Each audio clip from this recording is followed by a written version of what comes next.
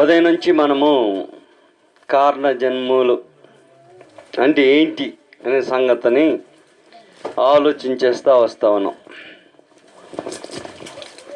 ఒక కారణం కోసము జన్మించి దానిని జరిగించే వారిని కారణ జన్మలుగా మనము చూస్తూ వస్తున్నాం. పేరు ఉన్నంత మాత్రాన కారణ జన్మలు కారు, పేరు పెట్టబడినంత మాత్రాన కారణ జన్మలు కారు, పేరు పెట్టబడి ఆ క్రియను నెరవేర్చినంత మాత్రాన కూడా కారణ జన్మలు కారు. ఆ క్రియ చేస్తాడని చెప్పినంత మాత్రాన కూడా కారణ జన్మలు కారు.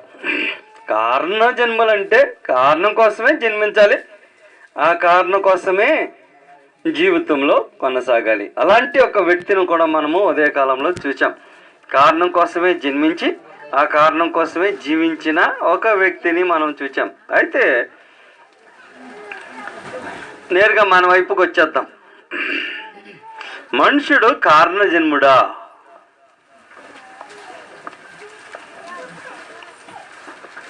నేరుగా స్ట్రైట్ ప్రశ్న. మనుషుడు కారణ జన్ముడా? కారణ జన్ముడు అని ఎవరు చెప్పాడు? మనుషుడు యొక్క జన్మ యొక్క ఉద్దేశం ఏంటి? గ్రంథం ఏమంటుంది, దేవుడేమన్నాడు? మనుషులేమన్నారు కాదు, దేవుడేమన్నారనే చూసుకోవాలి. దేవుడు మనుషులను ఎందుకు సృజించాడు? తన మాట వినాలని సృజించాడా? ఇదే కదా లోకం చెప్పేది. మనుషులు సృజింపబడినది దేవుని యొక్క మాట విని ప్రకారం నడుచుకోవాలనేది మనుషులు చెప్తున్న సంగతి. గ్రంథం ఏం చెప్తుంది, దేవుడు ఏం చెప్తున్నాడు? దేవుడు మనుషులను సృజించుకోవటానికి మనుషులు ఏం చేస్తారని గ్రంథం చెప్తుంది. ఎక్కడికి వెళ్ళాల్సిన అవసరం, కూర్చొని నెమ్మది చదివితే చాలా క్లియర్గా ఉంటుంది. ఆదికాండం 1వ అధ్యాయం. మనుషులు చేయటానికి పూనుకున్న నాడు దేవుడు వాడిని ఏం చేయటానికి పూనుకున్నాడో కూడా చెప్పాడు. మనుషులు తలపిక్కోవాల్సిన అవసరం, నెమ్మది కూర్చొని చదివితే. 1వ అధ్యాయంలో 26వ వచనంలో ఇలాగా రాయబడి ఉన్నది, దేవుడు మన స్వరూపమందు మన పోలిక చొప్పున నరులని వాళ్ళ పోలికలు చెప్తున్నాడు అనమాట. ఇదే ఏం చేస్తాడో కారణం, ఏ కారణం కోసమో వారు చేయబోతున్నాడో చెప్పలే. మన స్వరూపమందు మన పోలిక చొప్పున నరులను చేయుదము. సృజిస్తే వారు ఏం చేస్తాడో చెప్తున్నాడు అనమాట. దేనికోసం చేయబడ్డాడో కదా గ్రంథం చెప్పింది. సృజించబడిన మనుషులు ఏం చేస్తారో చెప్తున్నాడు. నేను చెప్పే సంగతి అర్థమవుతుంది. దేనికోసం చేసాడో గ్రంథంలో చెప్పలా. ఒక్కవేళ మనుషుడిని సృజిస్తే సృజించిన మనుషుడు ఏం చేస్తాడు, దేనికోసం దేవుడు వారిని సృజించాడు అనే సంగతి చెప్పాడు అన్నమాట. వారు ఏం చేస్తారన్నాడు, సముద్రపు చేపలను, ఆకాశ పక్షులను. ఏ రోజున తయారు చేశాడు దాన్ని? సముద్రపు చేపలను, ఆకాశ పక్షులను ఏ రోజు తయారు చేశాడు? 5వ దినమున సముద్రపు చేపలను, ఆకాశ పక్షులను చేశాడు. రైట్. ఇంకా పశువులను, సమస్త భూమిని, భూమి మీద ప్రాకు ప్రతి జంతువును ఏలుదురుగాక అని ఎవరు పలికింది? దేవుడు పలికాడు. దీంట్లో నన్ను నడుచుకోవాలని ఎక్కడ చెప్పాడు?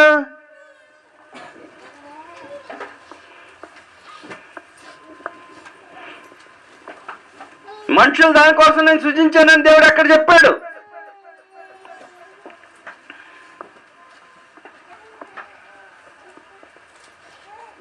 చెప్పలేదే. నేను కలుగు చేసిన మనుషుడు ఏం చేస్తాడో చెప్పాడు. అతడు సముద్రపు చేపలను, ఆకాశ పక్షులను, భూజంతువులను సమస్తమును ఏలును.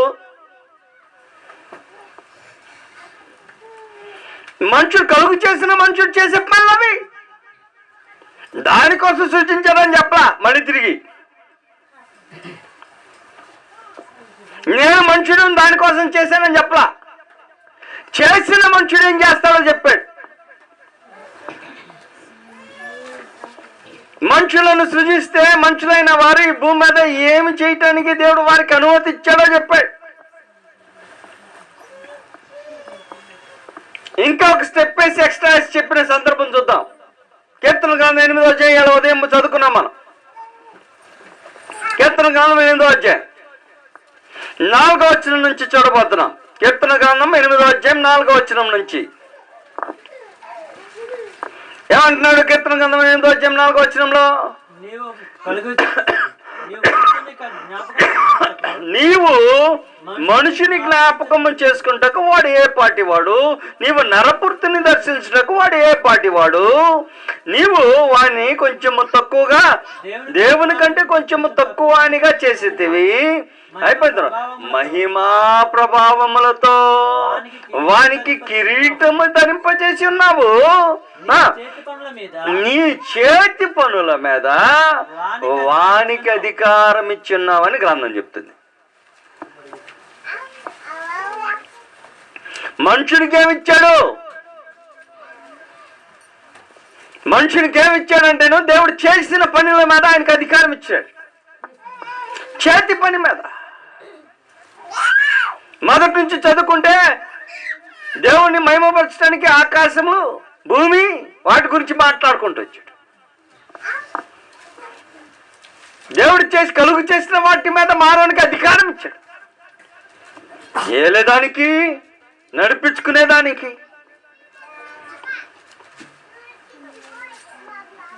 నా మాట ప్రకారం మనం నడవాలని చెప్పలేదే.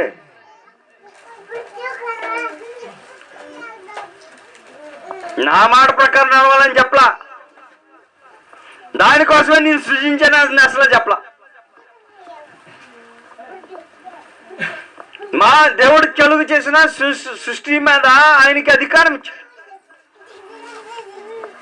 మానవునికి అధికారం ఇచ్చాడు.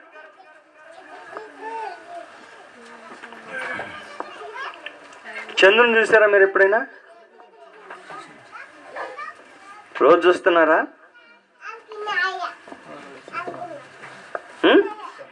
చంద్రుడు వచ్చినప్పుడు చూస్తున్నారు, బాగానే ఉంది. మనుషుడు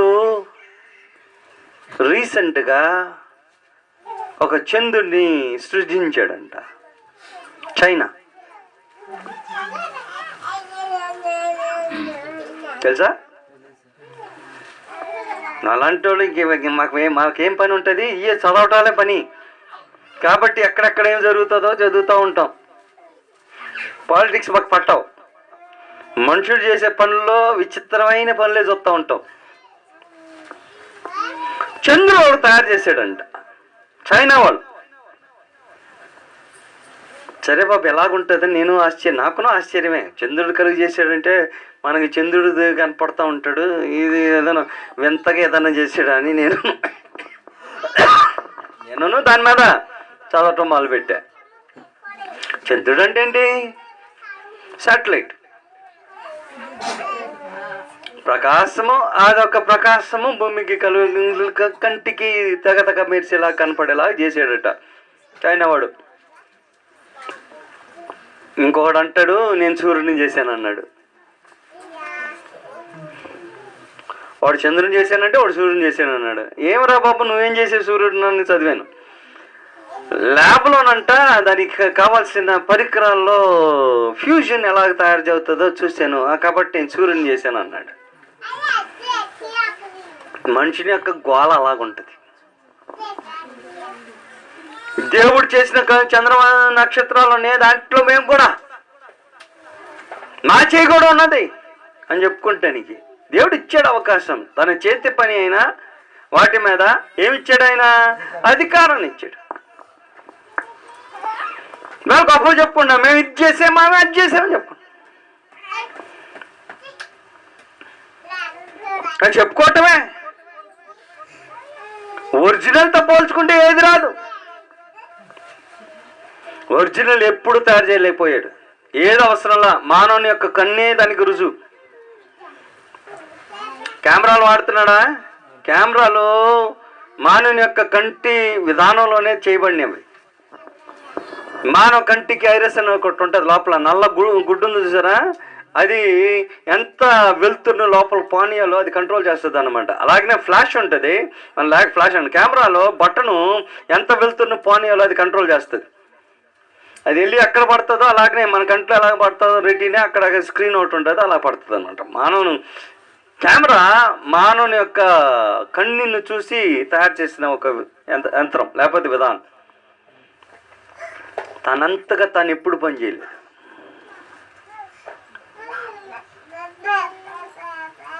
నీ కన్ను ఇంట్లో ఉంటే ఇంట్లో ఉన్న వస్తువులు చూస్తానికి ఆటోమేటిక్గా నీ కంట్లో ఉన్న ఐరస్ అనేది ఉంటుంది చూసేది పెద్దదవుతుంది, లోపలికి ఎక్కువ వెలుతురు బానిస్తానికి. అదే వెలుతురులోకి వచ్చేస్తే చిన్నదవుతుంది, లోపలికి వెలుతురు పోనీకుండా. ఆటోమేటిక్గా నువ్వు లోపలికి వచ్చి బయటికి వెళ్తే, లేదా బయటికి వెళ్ళి లోపలికి వెళ్తే నీ కన్నీ నెక్స్ట్ సెకండ్లోనే అడ్జస్ట్ అవుతుంది అనమాట. ఎప్పుడు చెప్పాల్సిన అవసరం, ఆ వెలుతురుని బట్టి ఆటోమేటిక్ అడ్జస్ట్ అవుతుంది. మనుషులు అవన్నీ చూసి చేసుకోవటమే కానీ దేవుడు చేసిన అద్భుతమైన సృష్టిలో దేనిని మాస్టర్ చేయలేడు. మాస్టర్ చేయలేడంటే దాని యొక్క నైపుణ్యతకు సమానంగా ధీటుగా మ్యాచ్ చేయగలిగిన సామర్థ్యుడు భూమి మీద ఎంతవరకు లేడు. ఎంతవరకు చేయగలడండి నేను? దేవుడు చేసిన చేతి పని అయినా తన వాటిలో ఏదో ఒకటి కొంచెం ఇట్టో అట్టో మలుచుకొని తనకు అనుకూలంగా ఉపయోగపడేలాగా చేసుకోగలడే కానీ దేవుడు చేసిన సంపూర్ణతలో ఒక్కటి కూడా మ్యాచ్ చేయలేడు. ఒక్కటి కూడా. మనుషులు ఎందుకు చేశాడని చెప్పాడంటేను, తను చేసిన పని మీద ఏం చేశాడంట, అతను ఏలుబడి ఉంటాడు, చేసిన మనుషులు అలా చేస్తాడు, ఏలుబడి చేస్తాడని చెప్పాడు. అందరు చేస్తాడని చెప్పలా, అందరు చేస్తారా? మనం అందరం చేస్తాం అలాంటి. మనం ఏం చేస్తాము? చేతి పనిలో మిగతా వాటి మీద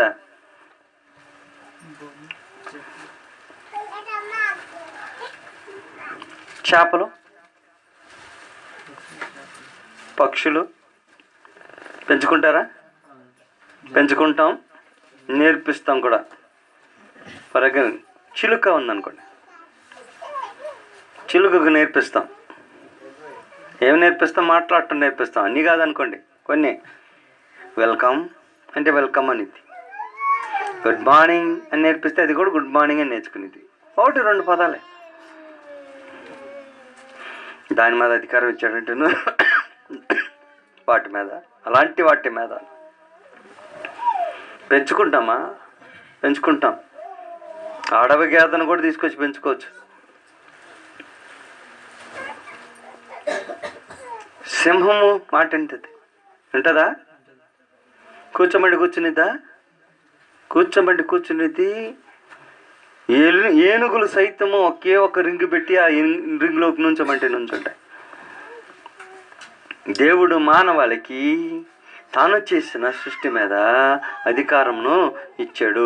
మనుషుడు ఏలుబడి చేస్తాడని చెప్పాడు కానీ దానికోసం కూడా సృజించానని చెప్పలా. నేను సృజించిన మనుషుడు అది చేస్తాడు. నేను ఇచ్చే అధికారం, ఆ అధికారాన్ని వినియోగించుకుంటాడు. నేను చెప్పే సంగతి అర్థమైతే, దేవుడు మానవాళికి ఇచ్చాడని చెప్పాడు. తన చేతి పని అయిన సూర్యచంద్ర నక్షత్రాదుల మీదను, ఇది మాత్రమే కాకుండా తను చేసిన పని అన్నిటి మీదను మానవాళికి అధికారం ఇచ్చాడని చెప్పినప్పుడు అధికారమును మనుషుడు వాడుకుంటాడు. ఎక్కడనూ చెప్పలా. ఆదామును కేసే చూసుకుందాం. మొట్టమొదటి మనుషుడు దేవుడు చేసిన వాడు ఏమని చెప్పాడు? నువ్వు నా మాట ప్రకారం జీవించాలని చెప్పాడా? చెప్పలా. ఏమని చెప్పాడు? ఈ పండు తింటే చచ్చిపోతావని చెప్పాడు కానీ తినొద్దని చెప్పలా. నువ్వు తింటే నా మాట నెరవేర్చేవాడు కాదని చెప్పలా. దానికోసం సృజించలా. పండు తినకుండా ఉంటానికి సృజించలా. పండు తినమని సృజించలా. పండు తినటానికో తినకుండా ఉండటానికో ఆదాం సృజించలా. ఆదాం సృజించిన తర్వాత ఏదైనా తోట నేర్చాడు. ఏదైనా తోట నేసి దాంట్లో మంచి చెట్లు విచక్షణ ఇచ్చే చెట్టు ఫలం నుంచి దీన్ని తినవద్దు, తినవు నువ్వు నిశ్చయంగా చచ్చదు అన్నాడే కానీ నువ్వు తినకూడదు అని చెప్పలా.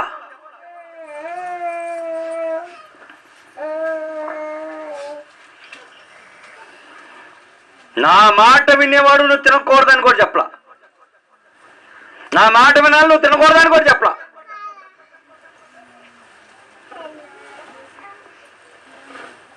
చేసుకున్న మొదటోడికే లేకపోతే గతి.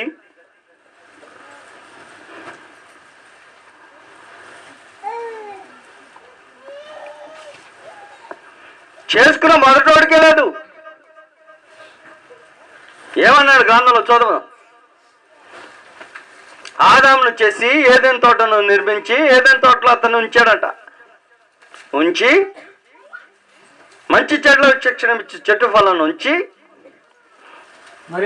తినకుండా ఉండటానికి అతను చేశాడా? అది కూడా చేయలే. తినకుండా ఉండటానికి చేసి ఉంటే మనుషుడు తినకుండా ఉండేవాడు. కారణం అది దానికోసమే చేస్తుంటే, తినకుండా ఉండేదానికోసమే నరుణ్ణి చేస్తుంటే తినకుండానే ఉండేవాడు. ఫిలిస్తీన్ల విరుద్ధంగా యుద్ధం చేయడానికి, ఇశ్రాయేలు ప్రజలను కాపాడటానికి, ఫిలిస్తీన్లను విరుద్ధంగా నిలబడటానికి జన్మించిన సంసోన్ని పరిశుద్ధాత్మ ఏం చేసింది? ఆ మార్గంలో అతన్ని నడిపించింది. ఆ కారణం కోసం జన్మించిన వాడిని ఆ మార్గంలో నడిపించింది. పండు తినకూడదని దేవుడు ఆదాముని ఆ ఉద్దేశంతోనే చేసి ఉంటే మంచి ఆదాము పండు తినేవాడే కాదు, పండు తినకుండా ఉంటేనే వాడు దేవుడు మాటే వినేవాడు. రెండోది గమనించాల్సిన అవసరం ఏంటంటేను, దేవుడు స్వార్థపరుడు కాదు, మనుషుడు స్వార్థపరుడు. నేను చేశాను కాబట్టి నువ్వు నా మాట వినాలి అలా దేవుడు. నేను చేశాను నువ్వు నా మాట గ్యారంటీగా వినాలి, దానికోసమే నేను చేశాను అనుకుంటే దేవుడు స్వార్థపరుడు అయ్యేవాడు. ఈ రోజులో మనుషులు మనం అంటూ ఉంటాం, రే నేను నిన్ను కన్నాను రా, నువ్వు నా మాట వినాలిరా. మన పిల్లలు అంటావా? మన తల్లిదండ్రులు అంటారా? మీకు ఎప్పుడైనా విన్నారా అలాంటి మాటలు? మా తల్లిదండ్రులు అంటారు ఆ మాట, రే నేను కన్నా, నువ్వు నా మాట వినాల్సిందే. ఇది మనుషుడు, దేవుడు అలాంటి వాడు కాదు. నేను కన్నాను కాబట్టి నా మాట వినాలనేవాడు స్వార్థపరుడు. దేవుడు స్వార్థపరుడు కాదు. దేవుడు సృజించాడు మానవుని. తన మాట వినేది వినంది మానవుని యొక్క స్వాతంత్రం కోల్లేడు. వినే అవ్వాలని చెప్పితే దానికోసమే మనుషులు సృష్టించుంటే దేవుడు మనుషులను బొమ్మలాట చేస్తాడు. మనుషుడు వేరే తప్పే మార్గం లేదు, వేరే మార్గంలో నడుచుకునే అవకాశం లేదు. మనుషుడు నా మాటే వినాలి. మనుషుడు దేవుని యొక్క మాటే వినాలనే ఉద్దేశంతో సృజించుంటే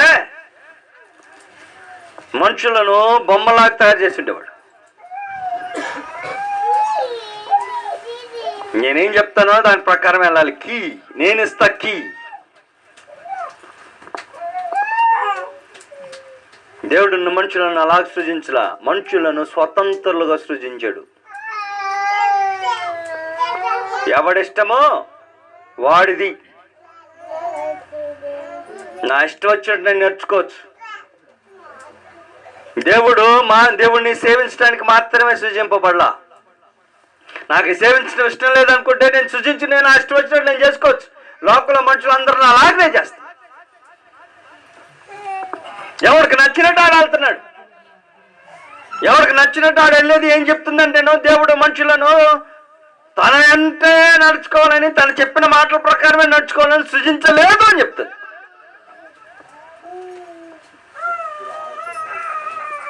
దేవుడు అలా సృజించలేదని చెప్తుంది. ఎవరికి ఇష్టం వచ్చినట్టు ఆడు నడుచుకోవచ్చు అని వదిలేశాడంట. ఇంకా అన్నమంది, నేను అనలా. అపోస్తలుల కార్యం 14 వచ్చాయి. ఎవరికి నచ్చితే ఆయనకు నచ్చినట్టు నడుచుకోవటానికి దేవుడు వదిలేశాడట.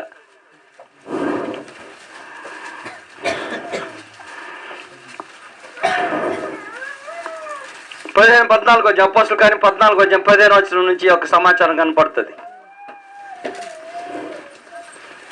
ఇలాగే నడుచుకోమని దేవుని కండిషన్ పెట్టలేదట.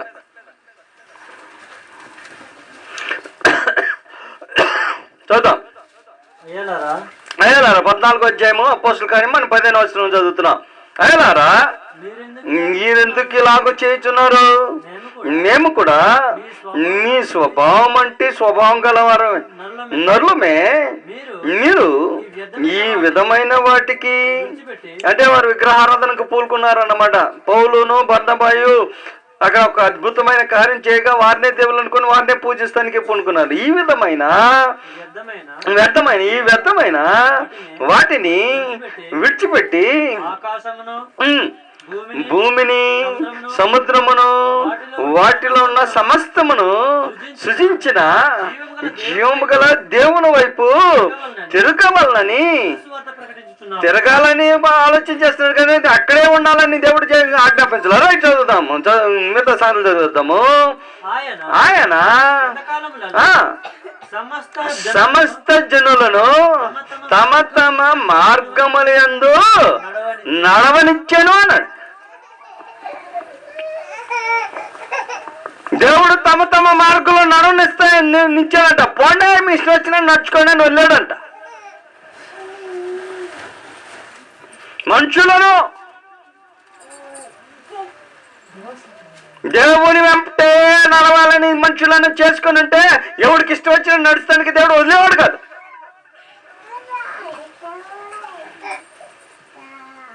మనుషులకు నచ్చినట్టు నడుచుకుంటానికి వదిలేశాడట.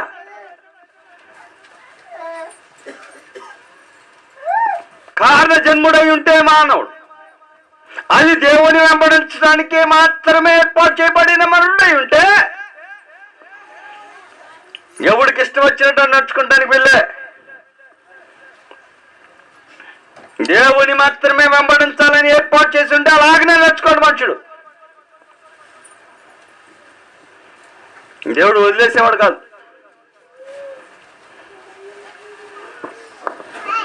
దేవుడు వదిలేసాడట. మీ ఇష్టం వచ్చినట్టు నడుచుకోండి అని. ప్రతి మనుషుడు తమకు నచ్చినట్టు నేటికి వదలబట్టే ఎవరికి నచ్చినట్టు ఆడు ఎలాగ పడితే అలాగ ఏది పడితే అది మాట్లాడుకుంటాడు.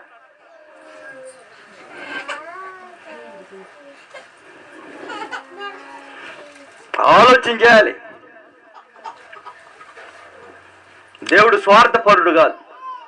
మన తల్లిదండ్రులు లాంటి వాళ్ళు కాదు. నేను చేశాను కాబట్టి మీరు కంపల్సరీగా నేను చెప్పినట్టు చేయాలి. దేవుడు మానవులకి స్వతంత్రాన్ని అనుగ్రహించాడు.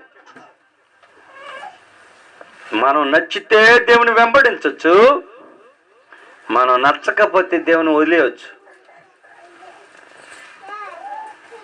అయితే దేవుని వదిలితే వచ్చే పరిణామం వేరే సంగతి. మనుషులను దేవుని వెంబడించమని మాత్రమే చేయలే, దానికోసం మాత్రమే చేయలే.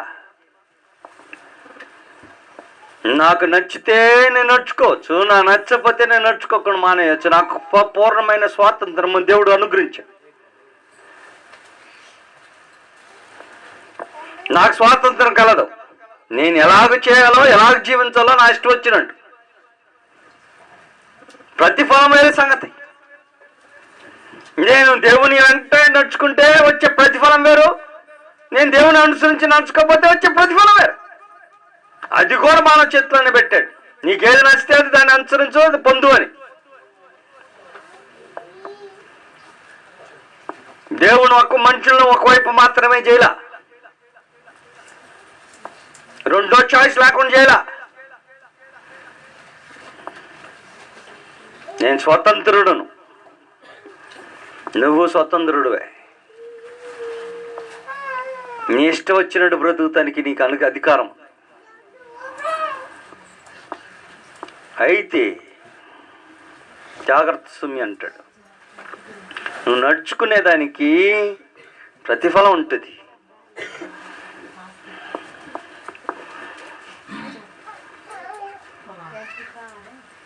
నిప్పులో చేయబెడితే కాలదండి,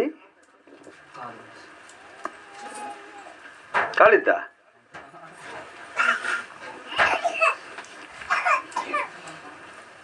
నిప్పులో చేయబెట్టినా కాలదని చెప్పే రకం. ఏమని? దేవుడు మానవాల్ని ఒక కారణం కోసం చేశాడంటే ఆ కారణం కోసం మాత్రమే మనుషుడు ఏర్పాటు చేయబడ్డాడు. రెండో కారణాలు మనుషులు పలికిరావని. చేయబెడితే కాలిద్ది అనేది ప్రతిఫలం, అంతేనా? చేయబెడితే కాలిద్దా? చేయబెడితే కాలిద్ది అనేది ప్రతిఫలం, నువ్వు చేసిన దానికి ప్రతిఫలం. కాలనేవాడు మూర్ఖుడు. మనుషుడైన వాడు ఎవడైనా సరే గుర్తించని నువ్వు చేసే పనికి ప్రతిఫలం వస్తుంది, అది వేరే సంగతి. నువ్వు చేసుకున్న దాన్ని బట్టి. ఇద్దరున్నాం, ఒకటి చేయబెట్టాడు, ఒకటి చేయబెట్టలా. ఎవరిది కాలుతుంది?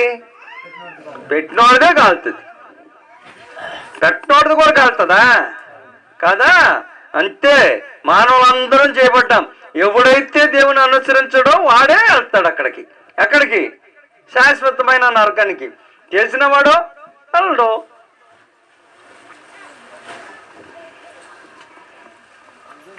ఎవడు చేసుకుంటే వాడికి తగినట్టు ఉంటుంది. చేయమని చెప్పట్లా, నుప్పు బాబు అని చెప్తున్నాడు. కాల్చుకోబాకండ్రా అంటాడు. నేను కాల్చుకుంటానంటే ఎవడేం చేయగలవు? ఎవడేం చేయగలడో చెప్పండి. నా చిన్నప్పుడు నేను చేసిన సంగతులు నేను చెప్తాను మీకు. చిన్నప్పుడు కరెంటు పోయినప్పుడు మీకు క్యాండిల్స్ ఉన్నాయా? ఈ కాలంలో కరెంట్ అంటే పర్వాలేదు, వచ్చేస్తుంది. మా చిన్నకాలం మేము మహాపట్నంలో జీవించినా కరెంటు పోయినప్పుడు క్యాండిల్స్ పెట్టుకోవాల్సి వచ్చింది. బుడ్లు లేవు, కిరసనాలు పోసి ఒత్తిలిగిచ్చి పైకి నెట్టుకునేవి ఉన్నాయా మీ దగ్గర? ఉన్నాయి ఇప్పుడు? రైట్. మా కాలంలో మేము పట్టణంలో ఉన్నాం కాబట్టి అవి ఏమి లేవు, మా క్యాండిల్సే ఉండేవి. బుడ్డెలిగిస్తే దానికి మూత ఉంటుంది, గాలి కారిపోకుండా. క్యాండిల్స్కి మూతలు గీతలు ఏమి ఉండవు. చిన్నప్పుడు ఇదే క్యాండిల్ అనుకుందాం, ఒక సెకండ్కి ఇది మంట వెలుగుతూ ఉంది. మామూలుగా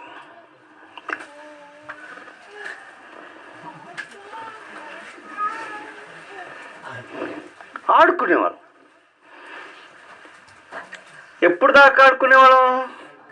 కాలేదాకా ఆడుకునేవాళ్ళం. ఇది ఆడుకుంటూ ఏం జరుగుతుంది? ఎవడో ఒకడు పిలుస్తాడు, ఇటు వెళ్ళింది అటు చూసే లెక్కలు ఇక్కడ కాలిపోతాడు. అప్పుడు ఉంటుంది తిట్లు ఇంట్లో.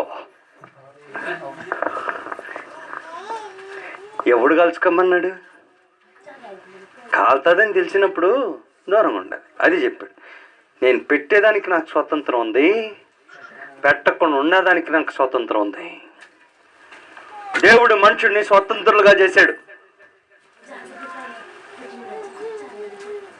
దేవుడు మనుషులు స్వతంత్రులుగా చేశాడు. ఇలాగే నడవమని దేవుడు ఏం ఆజ్ఞాపించాల. అదే చెప్తా. ఆదాము దగ్గర మరి చెప్పినప్పుడు ఏం చెప్పాడు? తిను తినమన్నా నువ్వు నిశ్చయంగా చచ్చేదవన్నాడే కానీ నువ్వు తినకూడదని చెప్పలా. అంతేనా? చదవండి ఏమైనా ఉందో.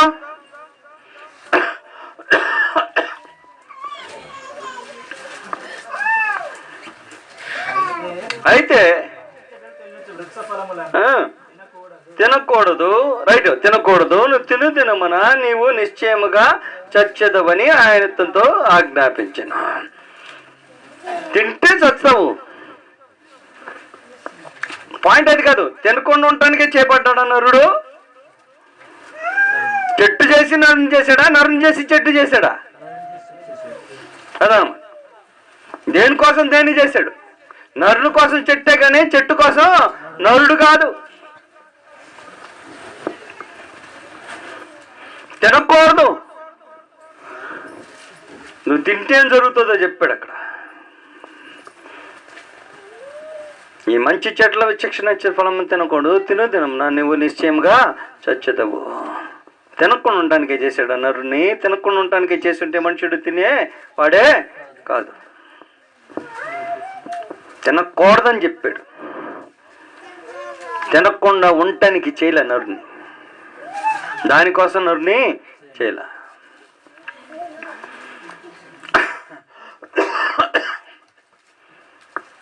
దాని తర్వాత నరులకి ఇచ్చాడు, నరులకి ఏం ఆజ్ఞాపించాడు? ఆదాం కయ్యని తీసేయండి, పక్కన పెట్టేసిన తర్వాత ఇంకెవరికి ఆజ్ఞాపించాడు చెప్పండి నాకు? ఏం ఆజ్ఞాపించాడు చెప్పండి నాకు? మధ్యలో దానికోసం చేశాడా నోవాహుని? ఓడ చేయటానికే చేశాడా? మనుషులను నుంచి రక్షించుకోవటానికి నోవాహును ఓడ చేసుకోమని చెప్పాడే కానీ ఓడ చేయటానికే నోవాహుని చేయలా. సరే, ఈ మధ్యన ఉన్న మనుషులని ఏ మనిషికి ఏం ఆజ్ఞాపించాడు చెప్పండి? ఎలా బ్రతకమని చెప్పాడు? దేనికోసం చేశాడు? దేవుని యొక్క చట్టము మనిషి మాటల మీద జీవించాలనే ఉద్దేశంతో నేర్పించి చేశాడా? లేదు.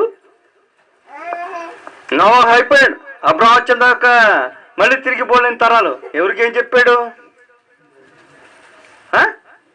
లేదు. మనుషులు నడుచుకోవడానికి స్వాతంత్రం ఇచ్చాడంటేను, మనుషులు నడుచుకోవడానికి సంపూర్ణమైన స్వాతంత్రం ఇచ్చాను. ఎలాగైనా నడుచుకోవచ్చు మనుషుడు. అయితే దేవుని యొక్క మాట ప్రకారం నడుచుకుంటే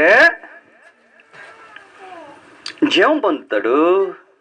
తింటే చచ్చిపోతాడు, తినకుండా ఉంటే బ్రతుకుతాడు. అది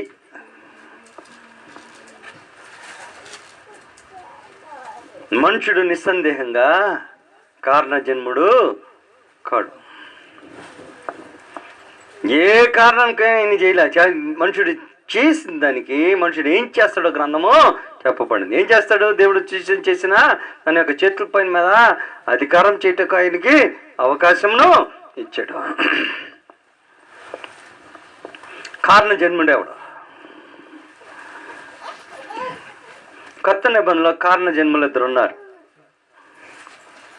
కొత్త నిబంధనలో కారణ జన్ములు ఇద్దరున్నారు, ఒకరు కాదు, ఇద్దరున్నారు. ఒక ఆయన బాప్తిస్మిచ్చే యోహాను, రెండు ఆయన ప్రభువైన యేసుక్రీస్తు.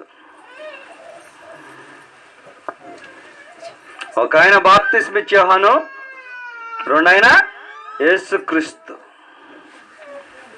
బాప్తిస్మిచ్చే యోహాను గురించి చూసేద్దాం. ఇందాక మనము పాత నిబంధనలో ఒక వ్యక్తి గురించి చూసాం. ఎవరు? కారణ జన్ముడని సంసోను. ఏ కారణము? అనేకమైన కారణాలా?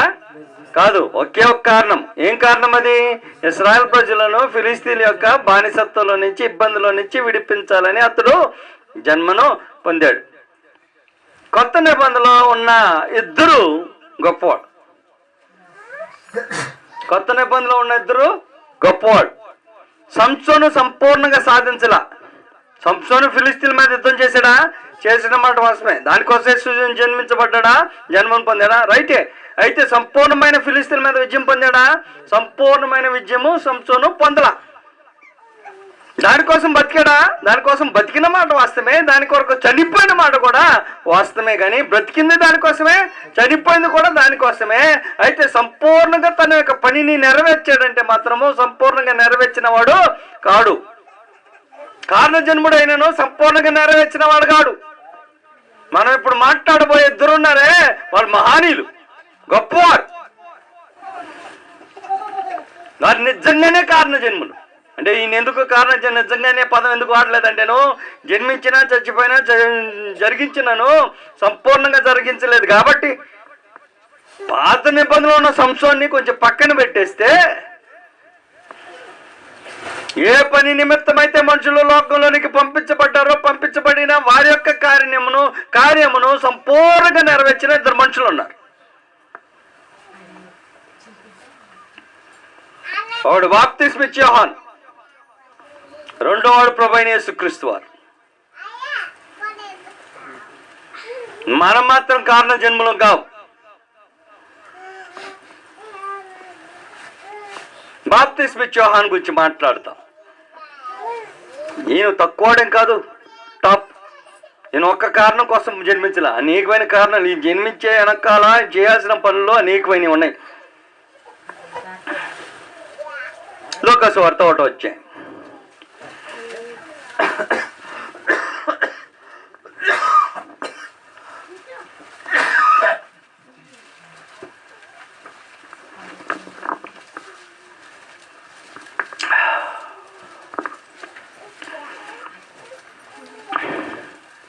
లూకాసు వార్త 1వ అధ్యాయంలో బాప్తిస్మిచ్చే యోహాను యొక్క జన్మ రహస్యమును మనం చూసినప్పుడు, ఆయన దేని కొరకు ఈ లోకంలో జన్మించబోయాడో లేకపోతే జన్మించుతాడో ఏం చేస్తాడో అక్కడ మనకి సంగతులు కనపడతాయి. జాగ్రత్తగా గమనించండి. గతంలో ఇంకో పదం చెప్పాను, స్టార్టింగ్లో ఇంకో పదం చెప్పాను, గుణలక్షణాలు అనే పదం చెప్పానా? గుణలక్షణం గురించి చెప్తాడు, పనిని చెప్తాడు. మనుషుడు ఈ రెండు తేడా గమనించగలగాలి. ఈయన గురించే గుణలక్షణాలు చెప్తాడు, ఈయన గురించి గుణలక్షణాలు చెప్తాడు, ఈయన గురించిన పని కూడా చెప్తాడు. గుణలక్షణాలు పని అయిపోతాయని చెప్పాను ఉదయం పూట. ఒక వ్యక్తి గురించిన గుణలక్షణాలు చెప్పినంత మాత్రాన ఆయన ఆ కారణం కోసం జన్మించిన వాడు కాడు, అది గుణలక్షణం అని చెప్పాను. కారణం జన్మించే ఆయన చేయబోయే పనిని బట్టి కారణ జన్ముడని మనకి ఆయనకి బిరుదు వస్తుందనే సంగతిని మనము చూస్తామన్నమాట. లూకాసు వార్త 1వ అధ్యాయంలో రెండింటిని వేరు చేసి చూడబోతున్నాం. ఆయన యొక్క గుణలక్షణాలు చూడబోతున్నాము, ఆయన యొక్క క్రియను, ఆయన చేయబోయే పనిని రెండింటిని చూడబోతున్నాం అన్నమాట. చదువుతాం మనము 1వ అధ్యాయంలో మనము 14వ వచనం నుంచి లేదా 13వ వచనం నుంచి చదివేద్దాం. అప్పటికే జకర్యా ఎలిజబెత్లు భార్యాభర్తలు వీరిద్దరూ తరగతికి చెందిన వారు. వీరు అహరోన్ సంతతి వారు. ఎలిజబెత్ అప్పటికి గుడ్రాలు. అనేక సంవత్సరాల నుంచి వారు సంతానం కోసం ఎదురు చూస్తూ దేవుని మీద నిరీక్షణ కలిగిన వారు. ప్రత్యక్షమవుతాడు గాబ్రియల్ దూత. జకర్యా దేవాలయంలో దేవునికి నైవేద్యం పెట్టే సందర్భంలో గాబ్రియల్ దూత ప్రత్యక్షమై అతనితో ఇలా మాట్లాడతాడు. చూద్దాం మనము 13వ అధ్యాయం కాడ నుంచి 1వ అధ్యాయం, లూకాసు వార్త 1వ అధ్యాయం 13వ వచనం నుంచి మనం చదవబోతున్నాం.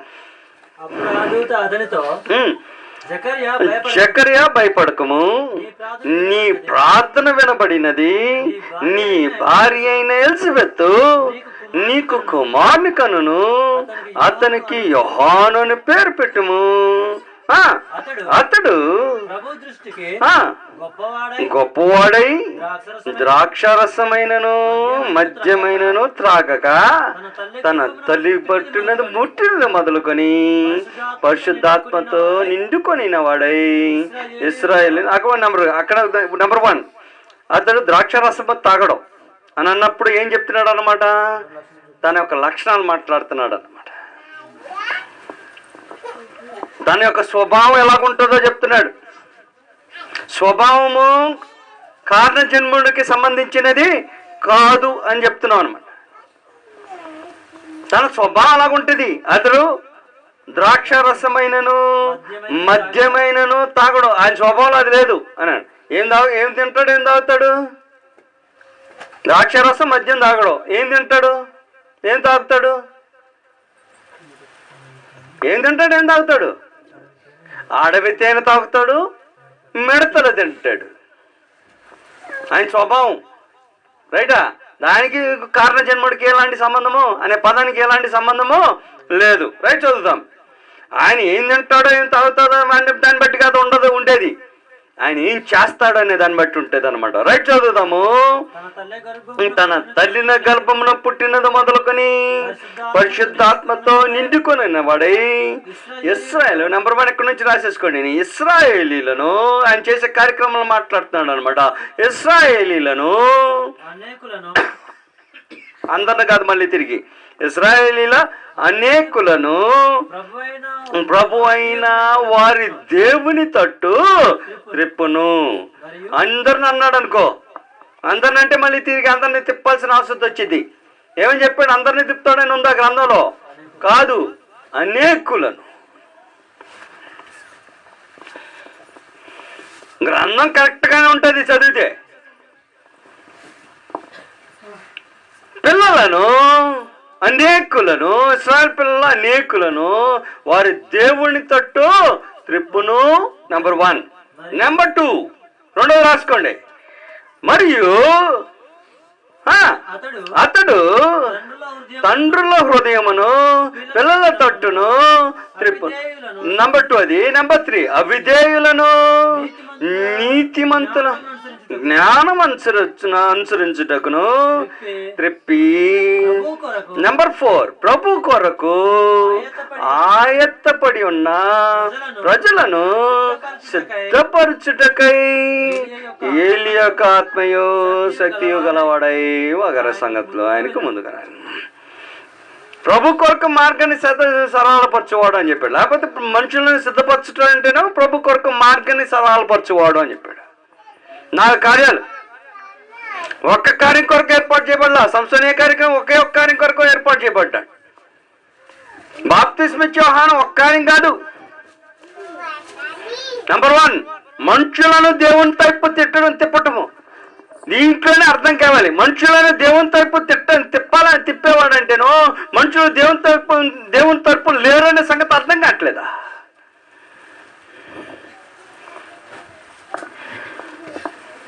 అతను వచ్చి తిప్పాలట. అంటే మనుషులు దేవుని పక్షంగా లేరు, దేవుని వైపున ఉన్నారా? దేవుని వైపు లేని వారిని తిప్పాల్సిన అవసరం వచ్చింది. దేవుని వైపు ఉంటే తిప్పేదేంటి? బాప్తిస్మ ఇచ్చే యోహాను ఏం చేస్తాడనమాట, ఇశ్రాయేలు ప్రజలు అనేకులు అంటే ఏమన్నా అర్థం? అనేకులను తిప్పుతాడంటే కొంతమందిని వదిలేస్తాడనే కదా అర్థం.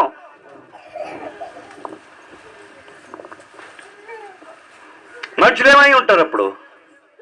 దేవుని అనుసరించే వారై ఉంటారా? కాదు, అనుసరించిన వారినే తిప్పుతున్నాడు. దాంట్లో కొందరు వదిలేస్తున్నాడు. మనుషుడు కారణ జన్ముడు ఎక్కడ?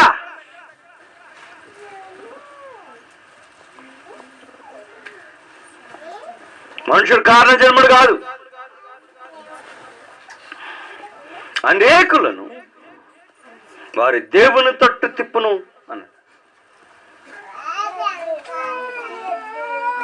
అంటే కొంతమందిని వదిలేస్తాడు అనమాట. అంతేగా, కొందరు దేవుని తట్టును, కొందరు దేవుని తట్టు కాకుండా ఉంటారన్నమాట.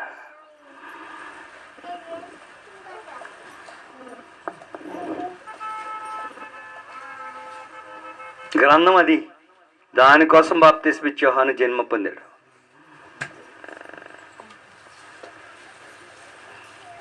ఇశ్రాయేలు ప్రజలు అనేకులను దేవుని తట్టును. నెంబర్ 1. నెంబర్ 2 తండ్రుల యొక్క హృదయము పిల్లల తట్టును.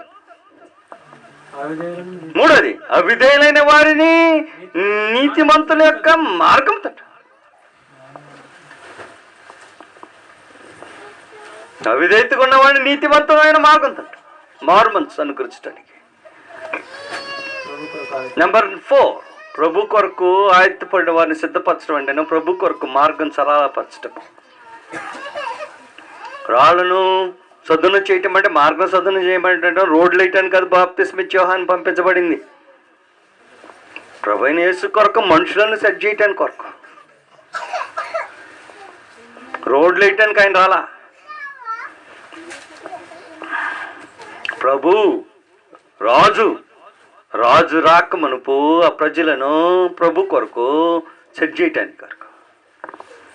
లేని వారినే బాబు సెట్ చేసేది, ఉన్నవారిని కాదు.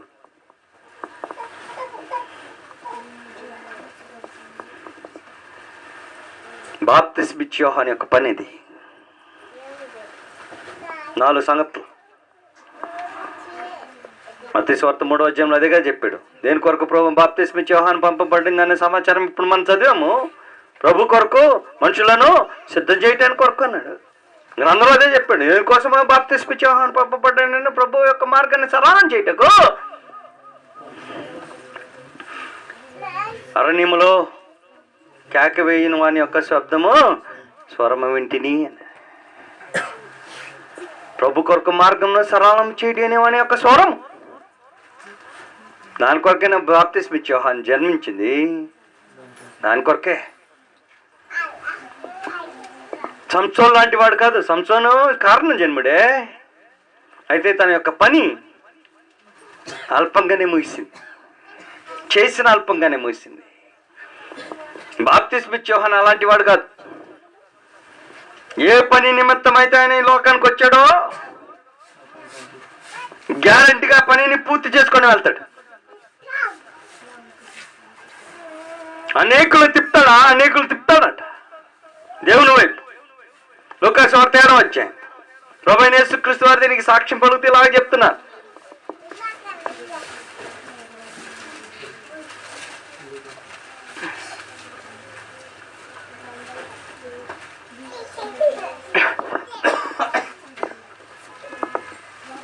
లూకాసు వార్త 7వ అధ్యాయం 20వ వచనం నుంచి మనం చదవబోతున్నాం. ఆ మనుషులు ఆయన 24వ వచనం నుంచి చదువుదాం. 24వ వచనం నుంచి చదువుదాం. యోహాను దూతలు వెళ్ళిన తర్వాత ఆయన యోహాను గురించి జనసమూహంతో ఇట్లని ఎవరు చెప్పారు ఈ సాక్ష్యము? ప్రభువైన యేసుక్రీస్తు వారి సాక్ష్యం నిస్సందేహంగా సత్యమే. బాప్తిస్మిచ్చే యోహాను గురించి చెప్పిన సమాచారం చదువుదాము. ఇలాగూ చెప్పసాగాను, మీరేమి చుచ్చుటకు అరణ్యంలోకి వెళితిరి? గాలికి కలుగుతున్న రెల్లునా? సన్నపు నార బట్టను ధరించుకున్నవాడు కాదే. ఆయన సన్నపు నార బట్ట కూడా ధరించుకోడు. ఏం ధరించుకుంటాడు? ఆయన ఏం ధరించుకుంటాడు? చుట్టానికి వెళ్ళినవాడు ఏం తోలు కాదు, ఒంటి రోమముతో చేయబడిన వస్త్రంలో రైతు ప్రశస్త వస్త్రంలో ధరించుకొని సుఖముగా జీవించేవారు రాజగృహంలో అందరూ. అయితే మరి ఏమి చూడ వెళ్తిరి? ప్రవక్తనా? అవును గాని ప్రవక్త కంటే గొప్పవాణి మీతో చెప్పుచున్నాను. ఇదిగో నీకు ముందుగా పంపుచున్నాను. అతడు మామూలుడు కాదు, ఎత్తడు ప్రభు కంటే ముందుగా పంపబడినవాడు. అతడు నీ ముందర నీ మార్గంను సిద్ధపరచును. లాస్ట్ నెరవేరిపోయిందా? ఏది 4 సంగతిలో ఒక సంగతి అక్కడ ఉందన్నమాట. ఏది? ప్రభు కొరకు మార్గంను సరళపరిచే సంగతి వచ్చాను. నీ ముందర వెళ్ళును, అతడు నీ మార్గంను సరళపరచును. 20వ వచనం అని ఎవను గురించి రాయబడిను? అతడే యోహాను. యోహాను కంటే గొప్పవాడు ఎవడనూ లేడు. అయినను దేవుని రాజ్యములో అల్పుడైన వాడు అతని కంటే గొప్పవాడని మీతో నిశ్చయముగా మీతో చెప్పుచున్నాను. 29వ వచనంలో చదివే ప్రజలందరూ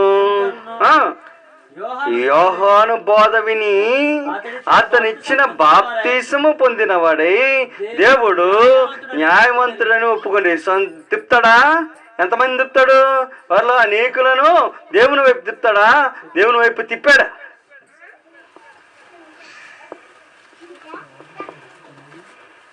దేవుని వైపు తిప్పుతున్నారా? తిప్పాడు. కారణ జన్ముడు, మామూలోడు కాదు. బాప్తిస్మిచ్చే యోహాను అందరు కారణ జన్ములు గారు.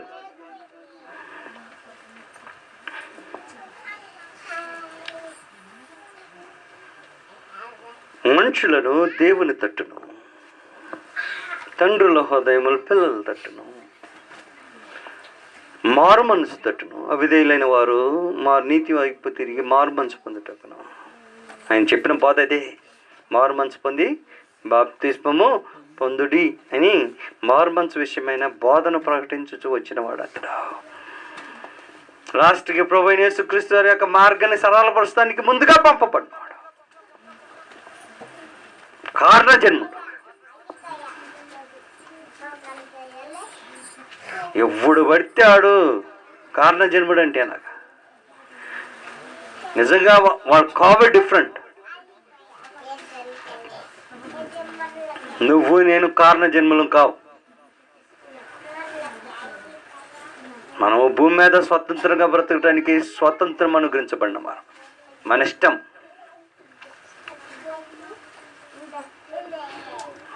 వాళ్ళ ఇష్టం వచ్చినది బ్రతికి దానికి ఏర్పాటు చేయబడలా.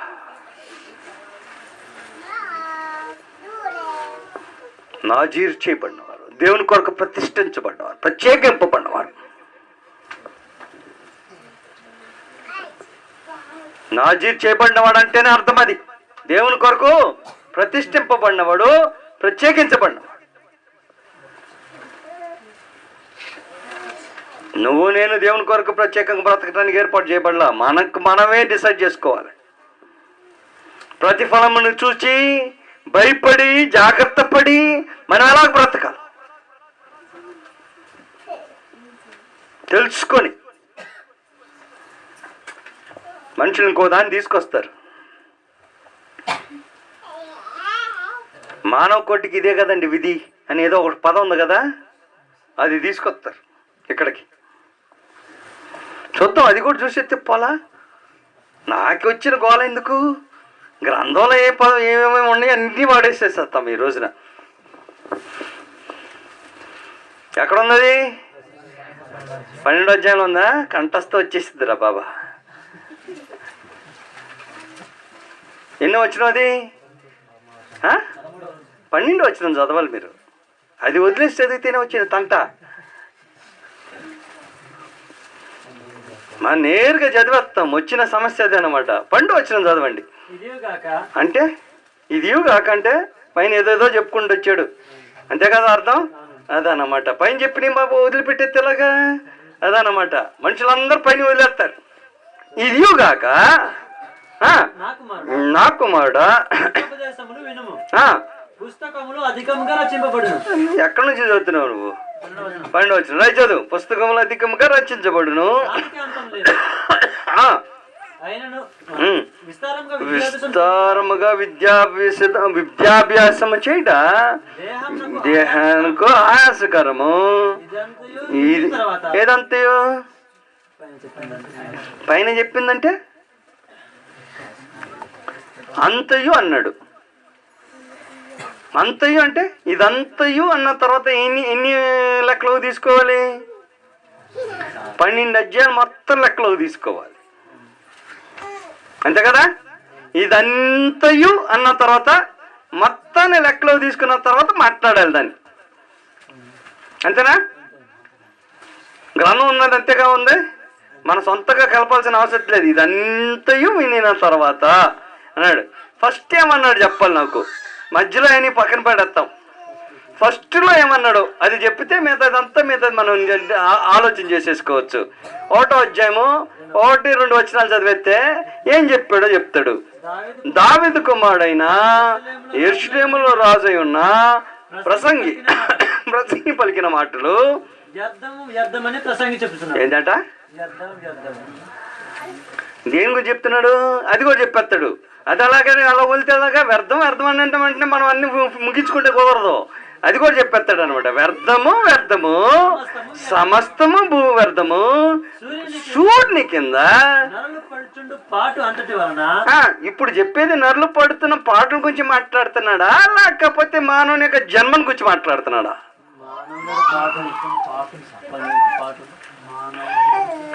మానవుడు పడుతున్న పాటల గురించి అక్కడ మాట్లాడుతుంటే అది తీసుకొచ్చి జనంలో కలుపుతారు. అర్థం నేను చెప్పే సంగతి. గ్రంథం ఎలా చదవాలో చూడాలి. ఇదంతయు వినిన తర్వాత తెలియని ఫలితార్థం ఇదే అని అనేటప్పుడు ముందు ఫస్ట్ స్టార్టింగ్ నుంచి ఏం చెప్పుకుంటూ వస్తున్నాడో చెప్పాలి. గ్రంథం మొత్తం ఏం చెప్తానికి ఉద్దేశించాడు? బాబు వ్యర్థమరా సమస్తము వ్యర్థము, భూమి కింద నరుడు పడు పాటలు సమస్తం వ్యర్థము. చెప్పే సంగతులు నరుడు పడే పాటల గురించి మాట్లాడుతుంటే నరుడు యొక్క జన్మలో ఆడెందుకు చేయబడ్డాడని చెప్తే లేదే. నరుడు ఏం పాటలు పడుతున్నాడు అది వ్యర్థం చెప్తానని చెప్పాడు ఆ గ్రంథం. నరుడు ఎందుకు సృజించబడ్డాడో, ఏ కారణ ఉద్దేశంలో దేవుడు సృజించాడో చెప్పలా. చెప్పుంటే ఏమని చెప్పడంటే ఎవనుడా నీ మనసుకు నచ్చినట్టు నడుచుకోనము అని చెప్పడం. 11వ అధ్యాయంలో చెప్పాడు ఆ మాట కదా. ఎవనుడా నీ మనసుకు నచ్చినట్టు నడుచుకో అన్నాడు.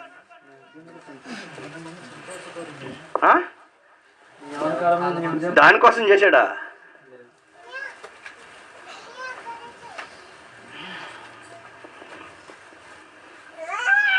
చదవాలి గ్రంథం. బిట్లు తీసుకుంటే అలాగే ఉంటాయి. బిట్లు తీసుకొని చదివితే అలాగే ఉంటాయి. లాస్ట్ ఒక బిట్టు తీసుకొని ఇదంతా చదివిన తర్వాత తేలిన ఫలితార్థం ఇది అని పక్కన పడేసి మనుషులు దేవుని యొక్క మాట చొప్పున నడుచుకునే వాళ్ళని మానవ కోటికి ఇదే విధి అంటాడు. అది మాత్రం చదివితే వచ్చిన తంట అది.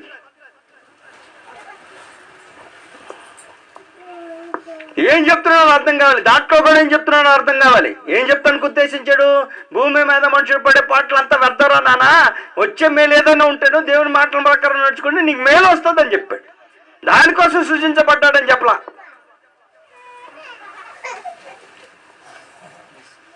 నేను చెప్పే సంగతి మీకు అర్థమవుతుందో లేదో నాకు అర్థం కాలే.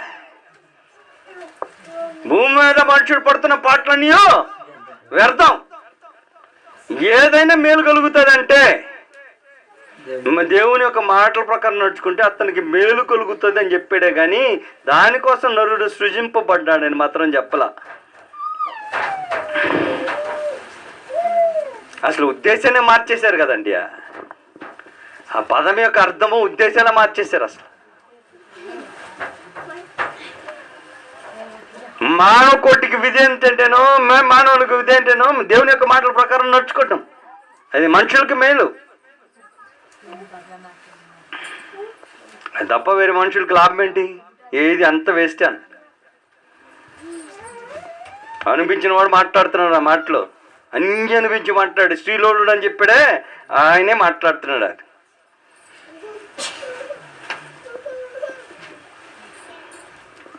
అనిపించి దీంట్లో ఏమి లేదురా నాన్న అన్నాడు. ఒకసారి పనుకుంటే తిరిగి అమ్మాయి దగ్గరికి రావడానికి కనీసం 4 సంవత్సరాలు పట్టేస్తుంది.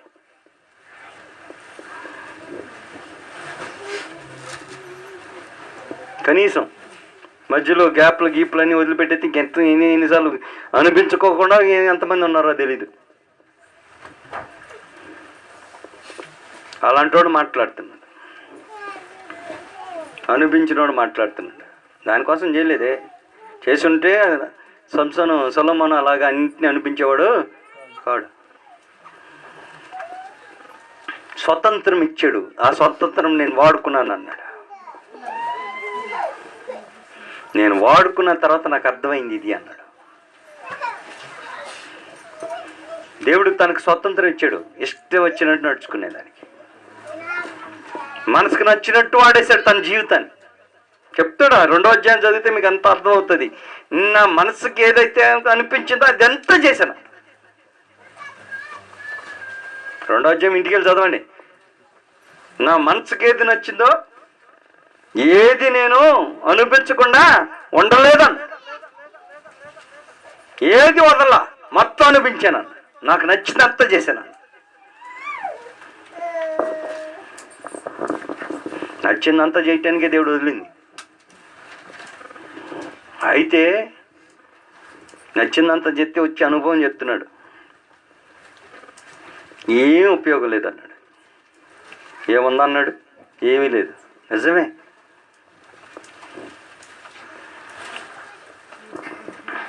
అనుకుంటూ ఉంటారు మనుషులు, నిజం కాదు. ఒక ఆడదాని దగ్గరికి వెళ్తే ఒక ఆనందం ఉంటుంది, ఇంకొక ఆడదాని దగ్గరికి వెళ్తే ఇంకొక ఆనందం ఉందని మనుషులు అనుకుంటూ ఉంటారు. రైట్ కదా అది?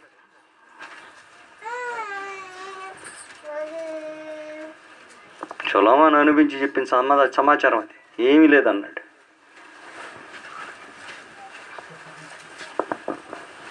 ఇది పనిచేసేది.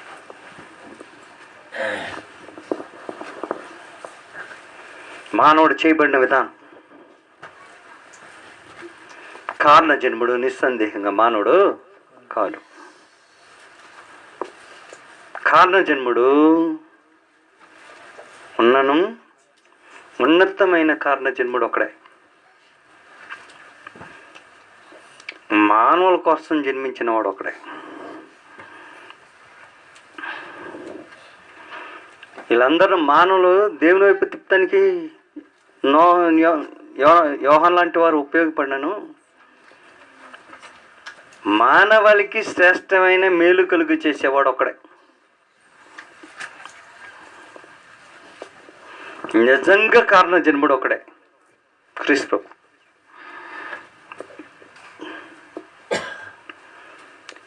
క్రీస్తు ప్రభు లేకపోతే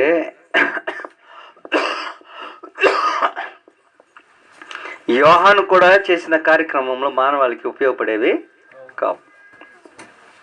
యోహాను కొన్ని కార్యాలు చేశాడు, దేవుని వైపు తిప్పాడు కాదంట్లా. ప్రభువైన యేసుక్రీస్తు వారికి మార్గని సరళపరిచాడు, కొన్ని కార్యములు చేసిన మాట వాస్తవమే. అయితే మానవాళికి అల్టిమేట్ అని అనమాట. అల్టిమేట్ అంటే తిరుగులేని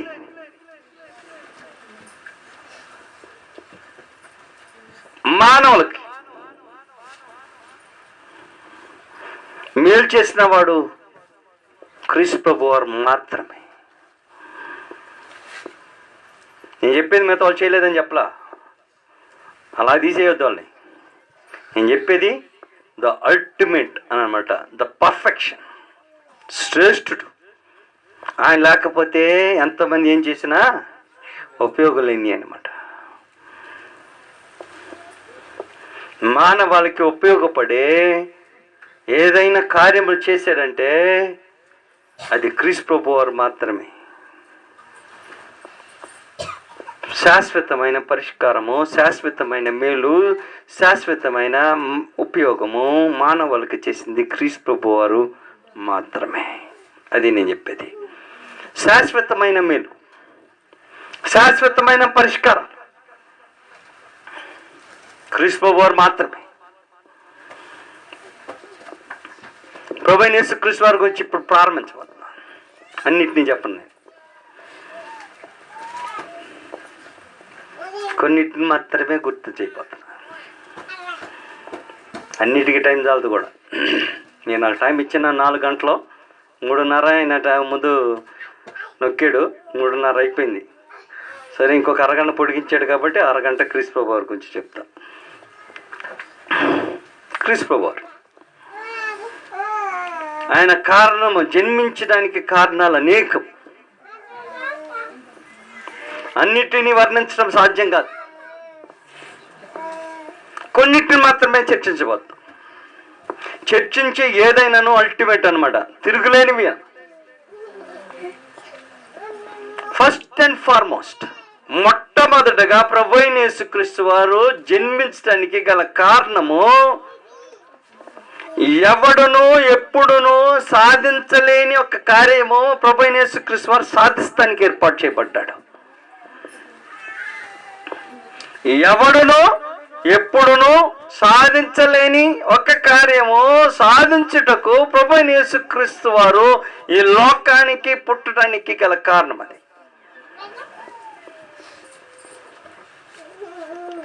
నంబర్ 1 కారణం. సాతానును జయించడానికి ప్రభువైన యేసుక్రీస్తు వారు ఈ లోకానికి జన్మించాడు. సాతానును జయించడానికి లోకంలో జన్మించాడు ప్రభువైన యేసుక్రీస్తు వారు. సాతానుడు ఏనాడైతే లోకంలోనికి పాపం రావటానికి అవ్వని మోసపురిచి పాపంలో పడేసిన ఆనాడే దేవుడు ఈయన గురించి ప్రవచనం ముందుగానే చేశాడు. దేనికోసం రాబోతున్నాడు కూడా చెప్పాడు, ఏం సాధించబోతున్నాడో చెప్పాడు, ఏం చేయడానికి రాబోతున్నాడు కూడా చెప్పాడు. లోకంలోనికి పాపం వచ్చింది స్త్రీ వలన. అయితే గ్రంథం ఏం చెప్తుందంటేను ఆదాము నుండి అని వస్తుంది కదా. రోమిలకు రాసిన పత్రికలను మొదటి ఆదాము అని 2 సందర్భాల్లో మాట్లాడతాడు. పాపం ఆదాము నుండి పుట్టేను అంటాడు. వాస్తవానికి పాపం ఎక్కడి నుంచి స్టార్ట్ అయిందంటేను అవ్వ దగ్గర నుంచి ప్రారంభమైంది, ఆదాం దగ్గర నుంచి రావలా. అయితే దేవుడు అవ్వకి ఆజ్ఞాపించలేదు కాబట్టి ఎవరికి ఆజ్ఞాపించాడు?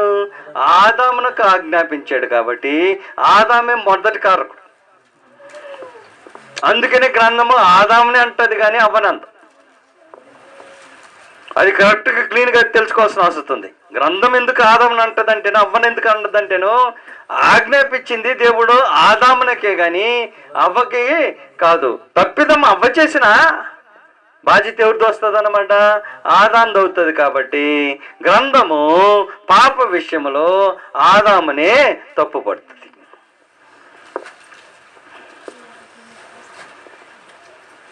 అవ్వను మోసపుచ్చింది సర్పము. సర్పం అనే దానికంటే సర్పంలో ఉన్న సాతాను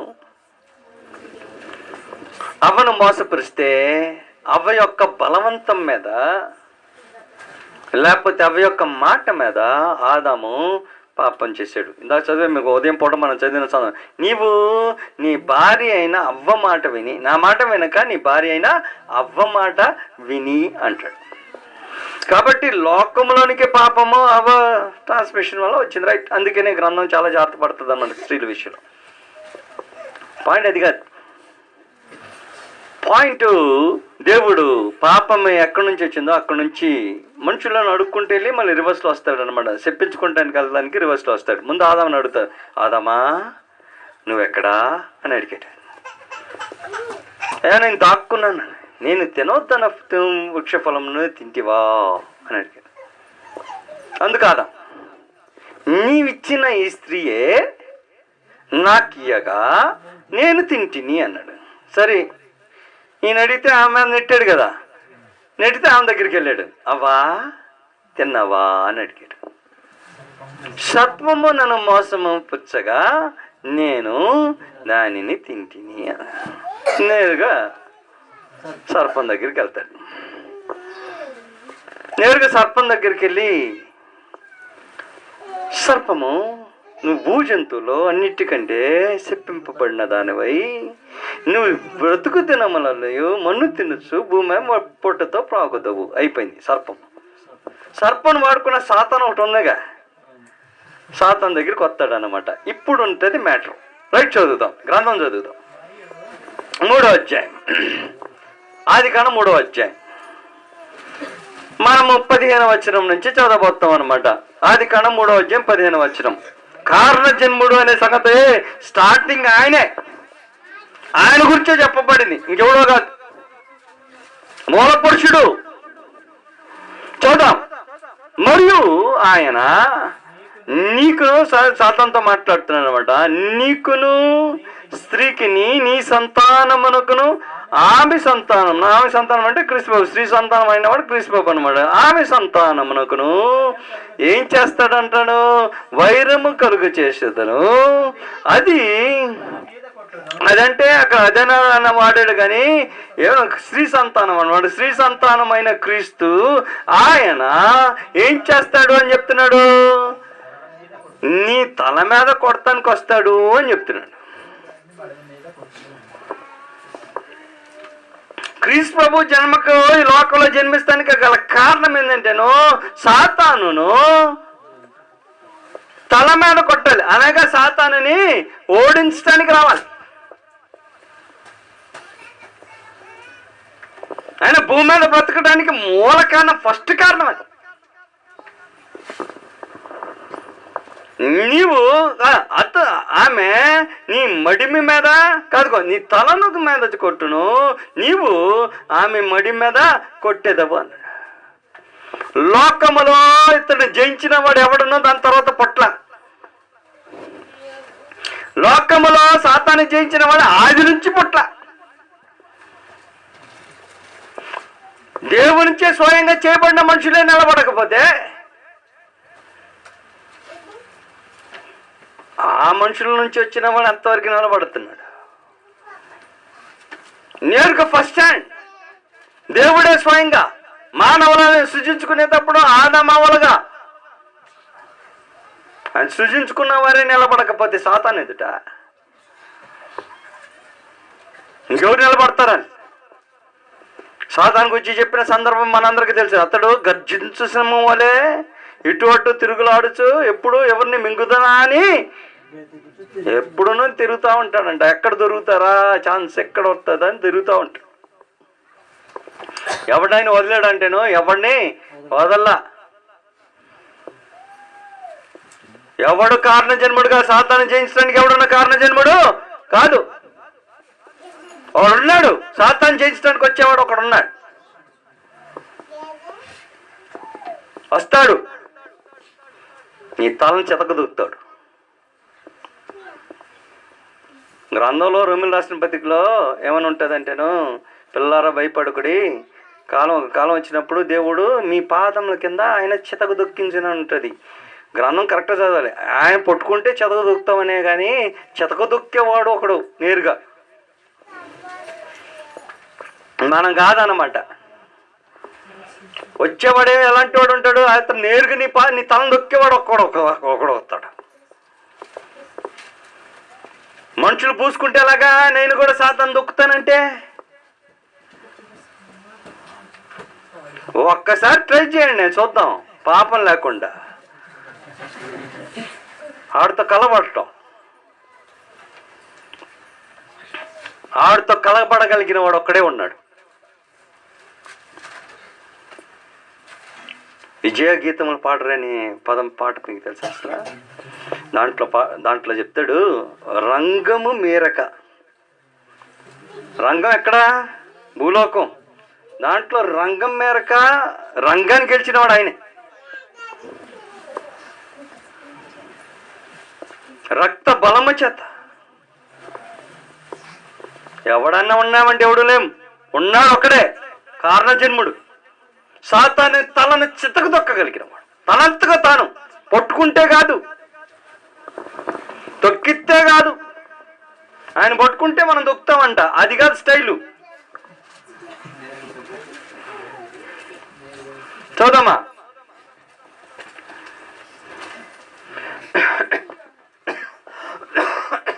తీసిన వాళ్ళు చదవండి. 16వ అధ్యాయం 20వ వచనం. సమాధానకర్త అయిన దేవుడు సాతానును మీ కాళ్ళ కింద శీఘ్రం. ఎవరు దొక్కిస్తారు? దొక్కిచ్చేవాడు ఎవరు? దేవుడు. ఇప్పుడు చెప్తున్నా వాడు ఎవరి గురించి మాట్లాడుతున్నాడు? దేవుడు తొక్కిస్తానని గ్రంథం చెప్పలా, వచ్చేవాడు గురించి ఏమని చెప్పింది? అతడు ఆమె అన్నాడు, నీ తలను త్రొక్కును, నీ తల మీద కొట్టును అన్నాడు. వాడున్నాడు, వచ్చేవాడు ఉన్నాడా? రాకుండా అనేకమైన శత ప్రయాసాలు చేశాడు సాతాను. భూమి మీద అతను రానేకూడదను, కారణ జన్ముడు రాకూడదు.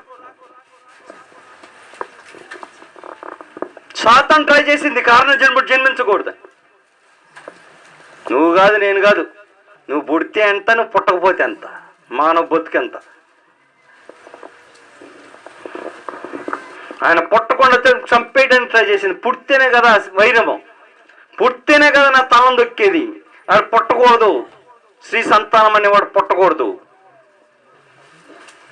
సాతాను ట్రై చేశాడు కంప్లీట్గా. 2వ అధ్యాయం ప్రకటన గ్రంథం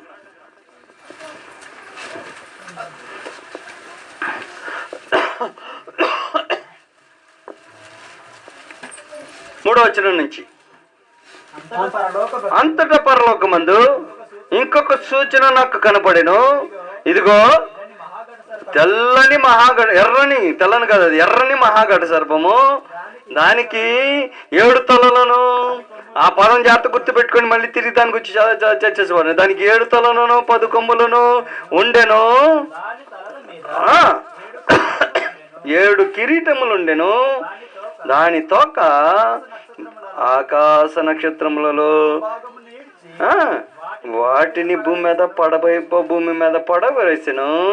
కననయన్న ఆ స్త్రీ కనగానే, అదో స్త్రీ సంతానం.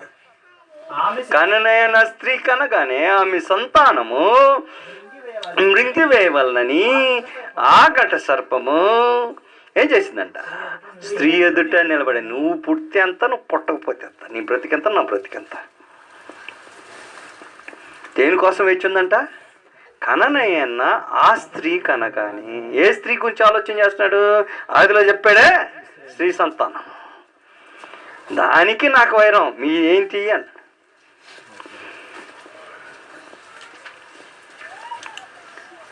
ఆయన కంటే నాకు ఇబ్బంది, కానీ నువ్వేంటి నేనేంటి? ఆయన వస్తే సమస్య నాకు. ఆయన వస్తే నా తలని చితక దిగుతాడు. నా తలని నేను ఎందుకు ధరించుకోవాలి? రాకుండా ఉంటే పోలా, ముందే లేపేస్తాను. నిజంగా ఇది కాదు, అనేక సార్లు ట్రై చేశాడు. నిజంగా 1-2 సార్లు కాదు, గ్రంథం మొత్తము వెనక్కి తిరిగి చూసుకుంటే 16 సార్లు ట్రై చేశాడు. భూమి మీద క్రీస్తు ప్రభు రాకూడదని 16 సార్లు ట్రై చేశాడు. స్త్రీ సంతానం కలగకూడదని. దేవుడు పాత నిబంధన నుంచి కొత్త నిబంధన వరకు మొత్తం 16 సార్లు ట్రై చేస్తే అవలా. కనునైన స్త్రీ కనుకనే మృంగివేయవల్లని ఆ ఘట సర్పము స్త్రీ ఎదుట 3వ భాగాన్ని పడద్రోయగలిగినది కాసుకొని కూర్చుందంట. ఆయన కారణ జన్ముడు. సాతాన్ని తలదొక్కుతానికి ఏర్పాటు చేయబడినవాడు.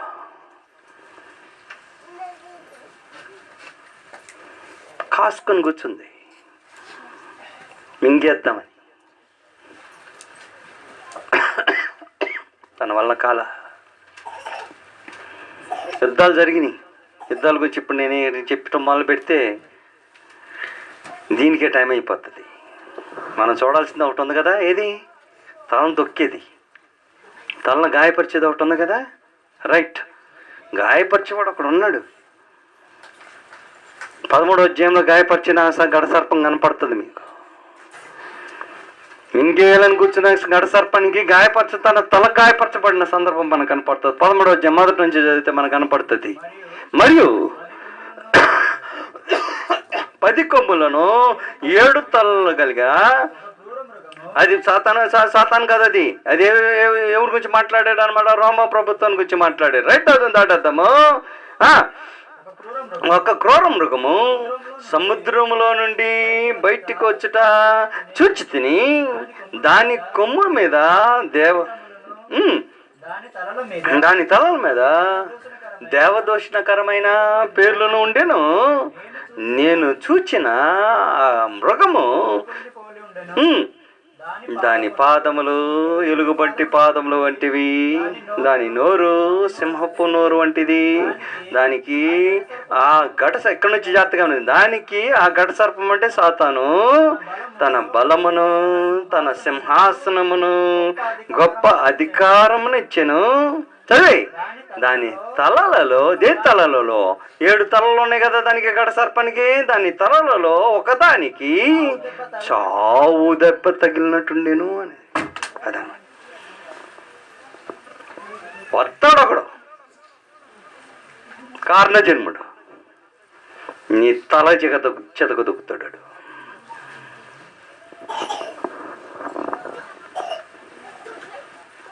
7 తలలు 10 కొమ్ములు కలిగిన గడస కాసుకొని కూర్చుందంట. వేసుకుందామని వచ్చేవాడు మామూలుడు కాదు నాన్న, నీ తలను చెదగదక్కేవాడు వస్తున్నాడు. మరణకరమైన దెబ్బ అన్నాడు, చావు దెబ్బ. దాని తలలో ఒకదానికి చావు దెబ్బ. వచ్చేవాడు ఆయన కారణ జన్ముడు. సాతాను యొక్క అధికారంను కాలదన్నవాడు, దాని యొక్క బలమును వెరగదీసినవాడు, తన అధికారమును లొంగ తీసుకున్నవాడు. వాడు వస్తాడు. నెంబర్ 1 వదిలేసా, నేను వచ్చి చెప్పుకుంటూ వెళ్తే ఇంకా చాలా ఉంటుంది. నెంబర్ 2, కారణ జన్ముడు ఒకటే కదా. కారణాలు చెప్తూ ఉంటాను, రాసుకుంటూ వెళ్తామే. ఇంకా 15 నిమిషాలు మీ టైం ఉంది, చూద్దాం ఎంతవరకు అవుతుందో. నేను పొడిగించనుగా. కారణ జన్ముడు నెంబర్ 2,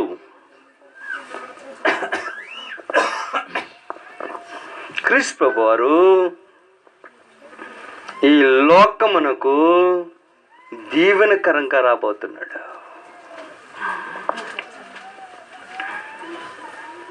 ఆదికాండం 12వ అధ్యాయం.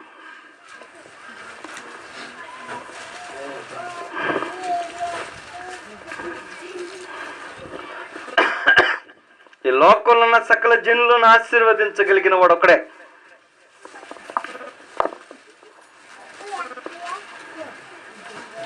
పన్నెండవ అధ్యాయం మొదటి నుంచి చదవబోతున్నాం. ఈ చిన్న చిన్న పాయింట్లు కాబట్టి తొందరగా లాగిచ్చేద్దాం. యెహోవా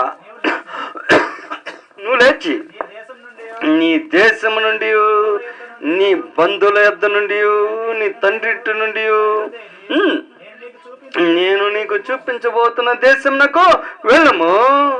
గొప్ప జనముగా చేసి నిన్ను ఆశీర్వదించి నీ నామమును గొప్ప చేదును. నీ ఆశీర్వాదముగా ఉందువు.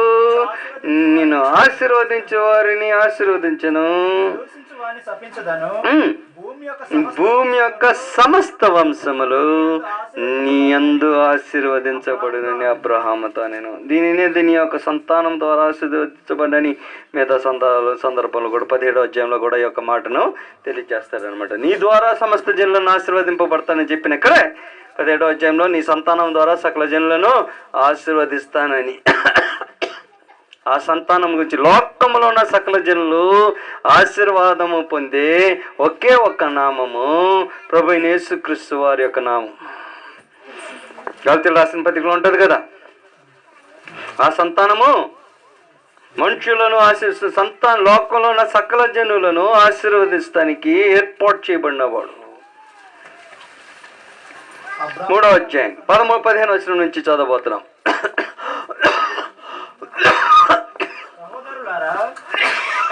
సహోదరులారా, మాట్లాడుతున్నాను.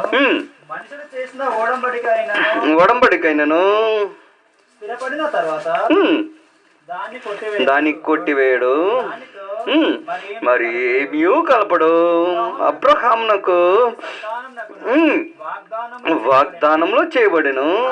ఆయన నీ సంతానములకును అని చెప్పక నీ సంతానమునకును అని చెప్పాను. ఆ సంతానము ఎవరన్నాడు? క్రీస్తు. లోకంలో ఉన్న సకల జనులు ఆశీర్వదింపబడేదానికి ఎవరు రాబోతున్నారు అన్నమాట?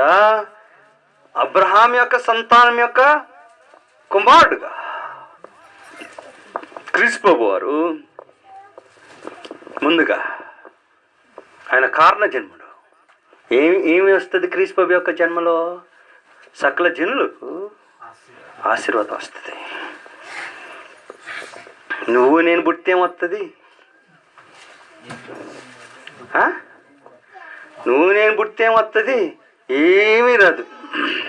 కనీసం మన తల్లిదండ్రులకైనా నా సంతోషం వస్తుందంటే అది కూడా రావట్లేదు. మన తల్లిదండ్రులే బాధపడతారు, ఎందుకు రాయుడు పుట్టాడని. ఆయన పుడితే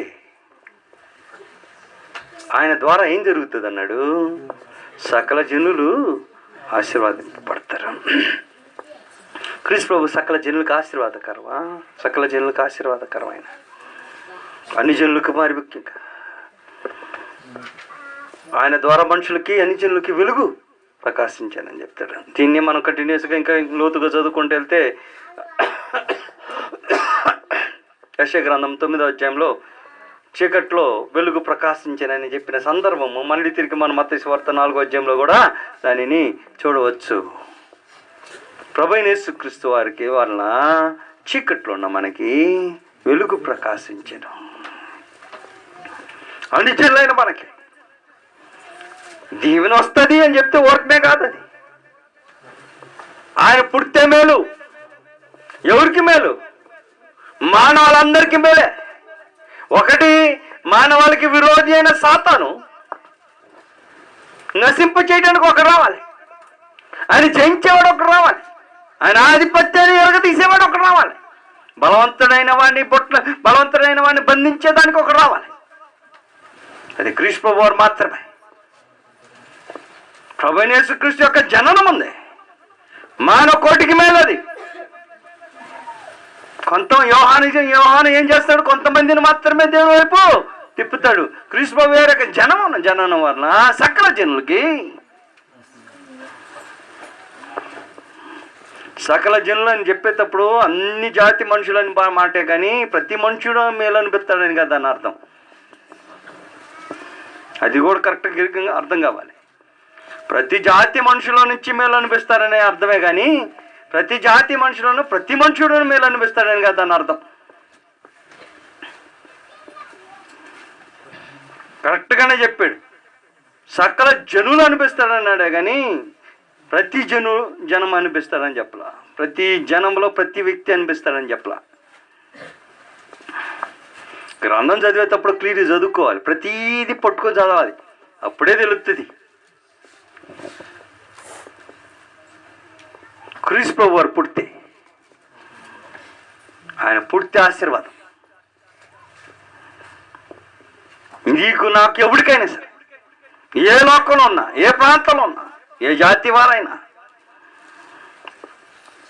అందుకే ప్రతి వంశంలో నుంచి, ప్రతి భాష మాట్లాడడం నుంచి, ప్రతి ప్రజల్లో నుంచి నీవు మా దేవునికి మమ్మలను కొని ఒక రాజ్యముగాను యాజకులుగాను చేసితివి అని ప్రార్థన గ్రంథం 5వ అధ్యాయం 9వ వచనంలో రాయబడింది. ప్రతి జాతిలో నుంచి కొంత మాత్రమే మనుషులు, జాతి మనుషులకి, ప్రతి మనిషికి కాదు, ప్రతి జాతి మనిషికి. అది గమనించదగాలి.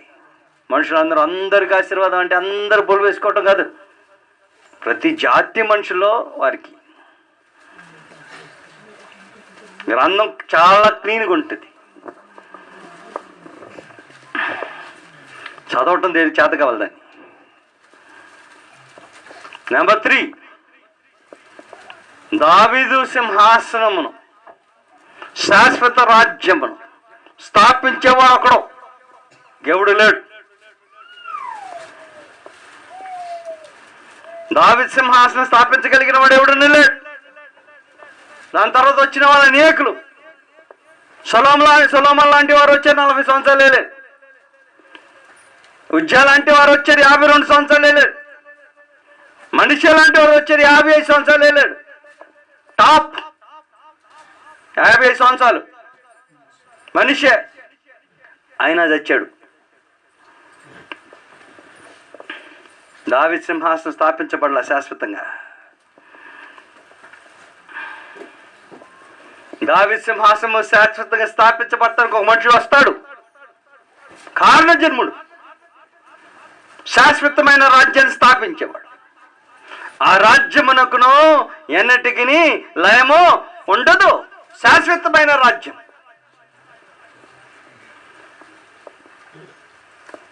ఏ రాజు కూర్చోలే శాశ్వతంగా. ఏ దావీదు కుమారుడునో దాని మీద కూర్చొని ఏలుబడి శాశ్వతంగా చేయలా.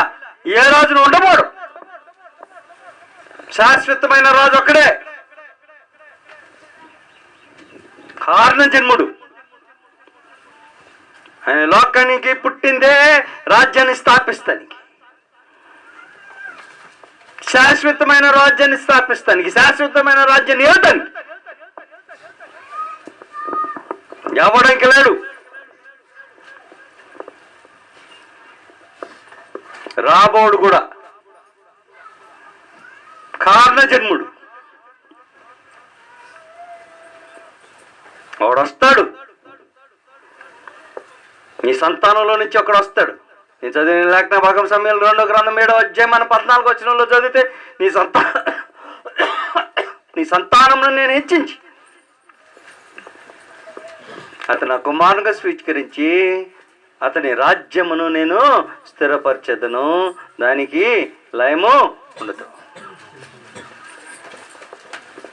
వస్తాడు. సూర్యుడు అస్తమించని, చంద్రుడు అస్తమించని రాజ్యం మీద ఏలుబడి చేసేవాడు ఒకడు వస్తాడు.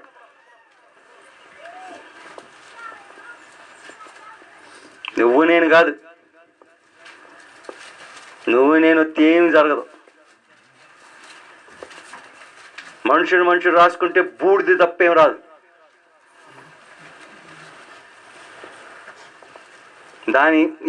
దాంట్లో ఉండేది అది తప్పేం లేదు. ఇంకా మీరు ఎప్పుడైనా ఆలోచన చేశారా? స్నానం చేయకుండా ఒక రోజు రుద్ది చూడడానికి తడేసుకొని బూడిదే వస్తుంది, మళ్ళీ తిరిగి రుద్ది చూడడానికి మళ్ళీ బూడిదే వస్తుంది. ఎన్నిసార్లు రుద్దినా బూడిదే వస్తుంది. అంతే. మనుషునికి ఉపయోగపడేవాడు ఒకడే, శాశ్వతంగా, తాత్కాలికంగా కాదు. బాప్తిస్మ ఇచ్చే యోహాను ఉపయోగపడ్డాడు తాత్కాలికంగా. శాశ్వతమైన ఉపయోగం ఏ మనుని వల్లనో కలగల. శాశ్వతమైన ఉపయోగం కలుగు చేసేవాడు కారణ జన్ముడు ఒకడే, క్రీస్తు వారు మాత్రమే. ఆయన రాజ్యము ఎన్నటికీ లయం కాదు. ఆ లయం కాని రాజ్యంలో దేవుడు మనల్ని ఉంచాడు. మనలను పవిత్రపరిచి అంధకార సంబంధమైన అధికారం నుంచి విడుదల చేసి తన కుమారుని యొక్క రాజ్య నివాసులుగా మనలను చేశాను. కొలసి రాసిన పత్రిక 1:13 ఉన్న సంగతి. ఆయన రాజ్యం అది. ఎవడును స్థాపించలేని రాజ్యం ఆయన స్థాపించాడు. ఆయన ఒక్కడైనా చేయగలిగింది, ఆయన ఒక్కడే చేయగలిగింది, ఆయన మాత్రమే చేయగలిగింది, ఎవడనో చేయలేదు. కారణ జన్ముడు అతడు.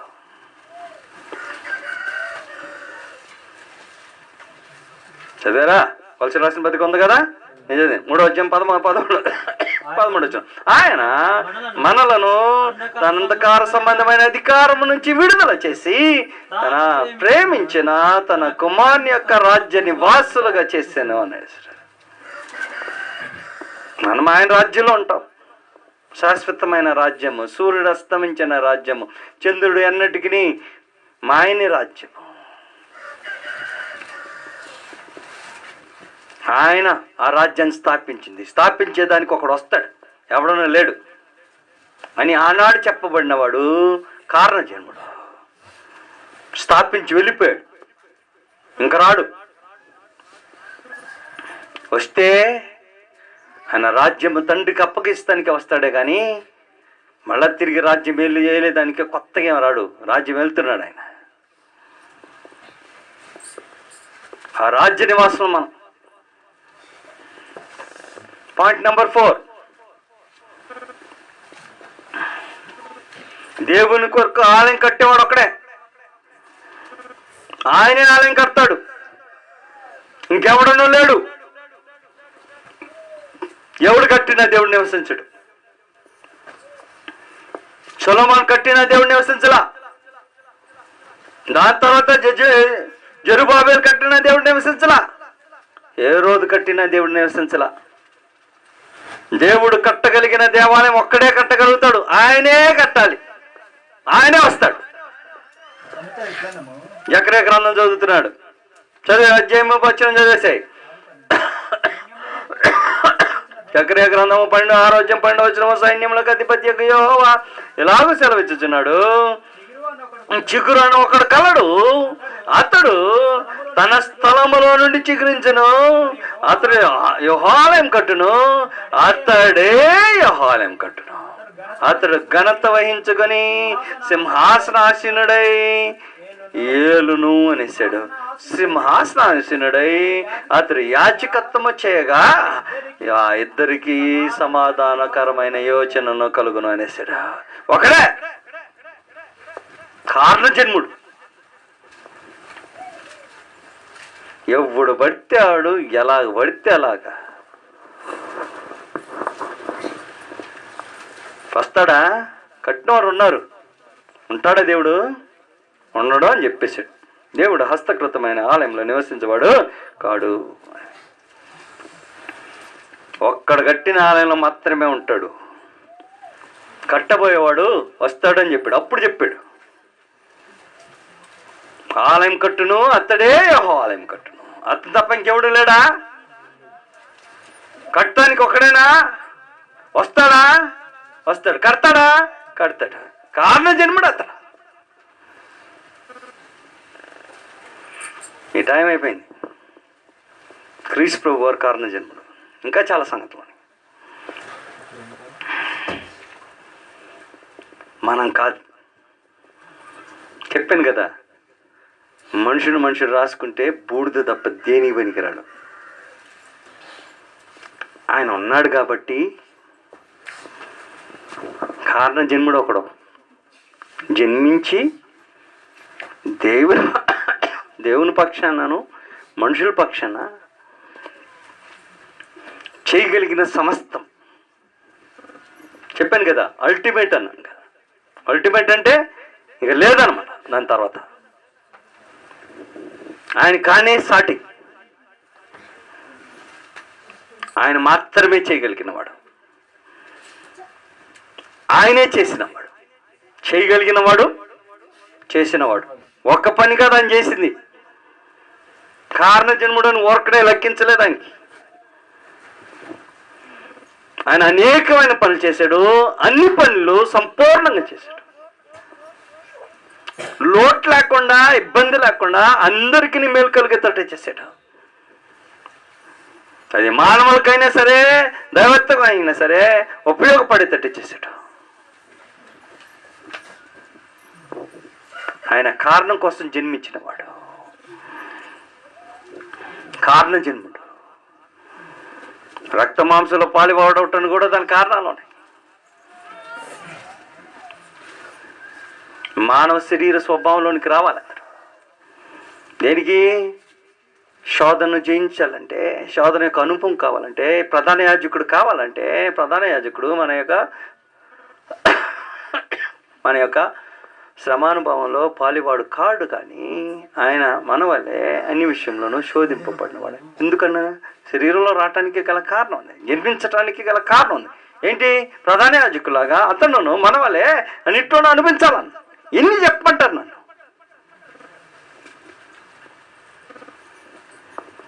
ప్రభువైన యేసుక్రీస్తు కారణమైన జన్మడయ్యేదానికి అనేకమైన కారణాలు. ఒకటి రెండు కాదు. He is the ultimate.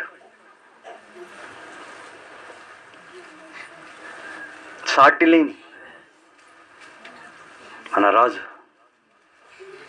ఆయన మాత్రమే సమర్థుడు, ఆయన మాత్రమే కారణ జన్ముడు, ఆయన మాత్రమే చేయగలడు. నువ్వు నేను మానవ. దేవుడు మనల్ని స్వతంత్రులుగా చేసాడు. మన జీవితాలకి మేలు ఏముంటుందంటేనో అన్నీ వ్యర్థమే, కానీ మేలేముంటుంది? దేవుని యొక్క చిత్త ప్రకారం జరిగించడం నీకు మేలు. అది చేయాలో చేయకూడదో నీ సొంత నిర్ణయం మీద ఆధారపడి ఉంది. దానికోసం నువ్వు చేయబడలేదు, కానీ జీవించే స్వాతంత్రం నీకు అనుగ్రహించాడు. బట్టి ఆ స్వాతంత్రం ఉపయోగించుకోవడానికి మనుషుడు ఎల్లప్పుడూ సిద్ధపడి జాగ్రత్త పడాలి. అపాయం ఉందని తెలుసుకున్న తర్వాత మనుషుడు ఏం చేయకూడదు అనమాట? అపాయం వైపు వెళ్ళకూడదు అనమాట. ఆడకూడదు. నొప్పితో ఆడితే చేయగలిగితే గాలింది, జీవితంతో ఆడకూడదు. నేను చెప్పేది అర్థమైందా? నొప్పితో ఆడుకోండి, నేను కాదంట్లా. జీవితంతో ఆడొద్దు. జీవితం కాలిపోతే అది అనంతమే, సంపూర్ణంగా నాశనం. అది మళ్ళీ తిరిగి వెనక్కి రాదు. జీవితంతో ఆడబాకండి. చిన్న చిన్న ఆటలు ఆడుకోండి, అదే నేను కాదు, అదే జాలీ టైప్ అనమాట. ఆడుకుంటే ఆడుకోండి, అదే జీవితంలో ఆడుకోవద్దు. జీవితంలో ఒకసారి కాలిపోతే, కాలితానికి నిర్ణయించబడితే అది వెనక తిరిగి రాదు. అది కాలిపోతానికి సిద్ధం చేయబడుతుంది. కారణజన్ముడైన వాడిని విడనాడొద్దు. కారణజన్ముడు నీ పాపాల కోసం కూడా చనిపోయాడు. నీ శ్రమ అనుభవించడానికి చనిపోయాడు. శ్రమ అనుభవించడానికి రక్త మాంసంలో పాలివాడయ్యాడు. మృతుల్లోకాన్ని అతడు ప్రవేశించి మానవులకి ఈవులను అనుగ్రహించిన వాడు. చెప్పాడుగా, ఆయన గురించి చెప్పాలంటే మాటలు చాలు. ఆయన మాత్రమే, ఆయన మాత్రమే, ఆయన మాత్రమే మానవ శాశ్వతమైన మేలుకు కారణ జన్ముడు. మిగతా వాళ్ళు కారణ జన్ములు ఉన్నా అది తాత్కాలికమైన వారు, పరిస్థితికి తగినట్టు జన్మించిన వారు కొందరు. మనం మాత్రము కారణ జన్ములము, నిస్సందేహంగా కాదు. ఓకేనా? సరే.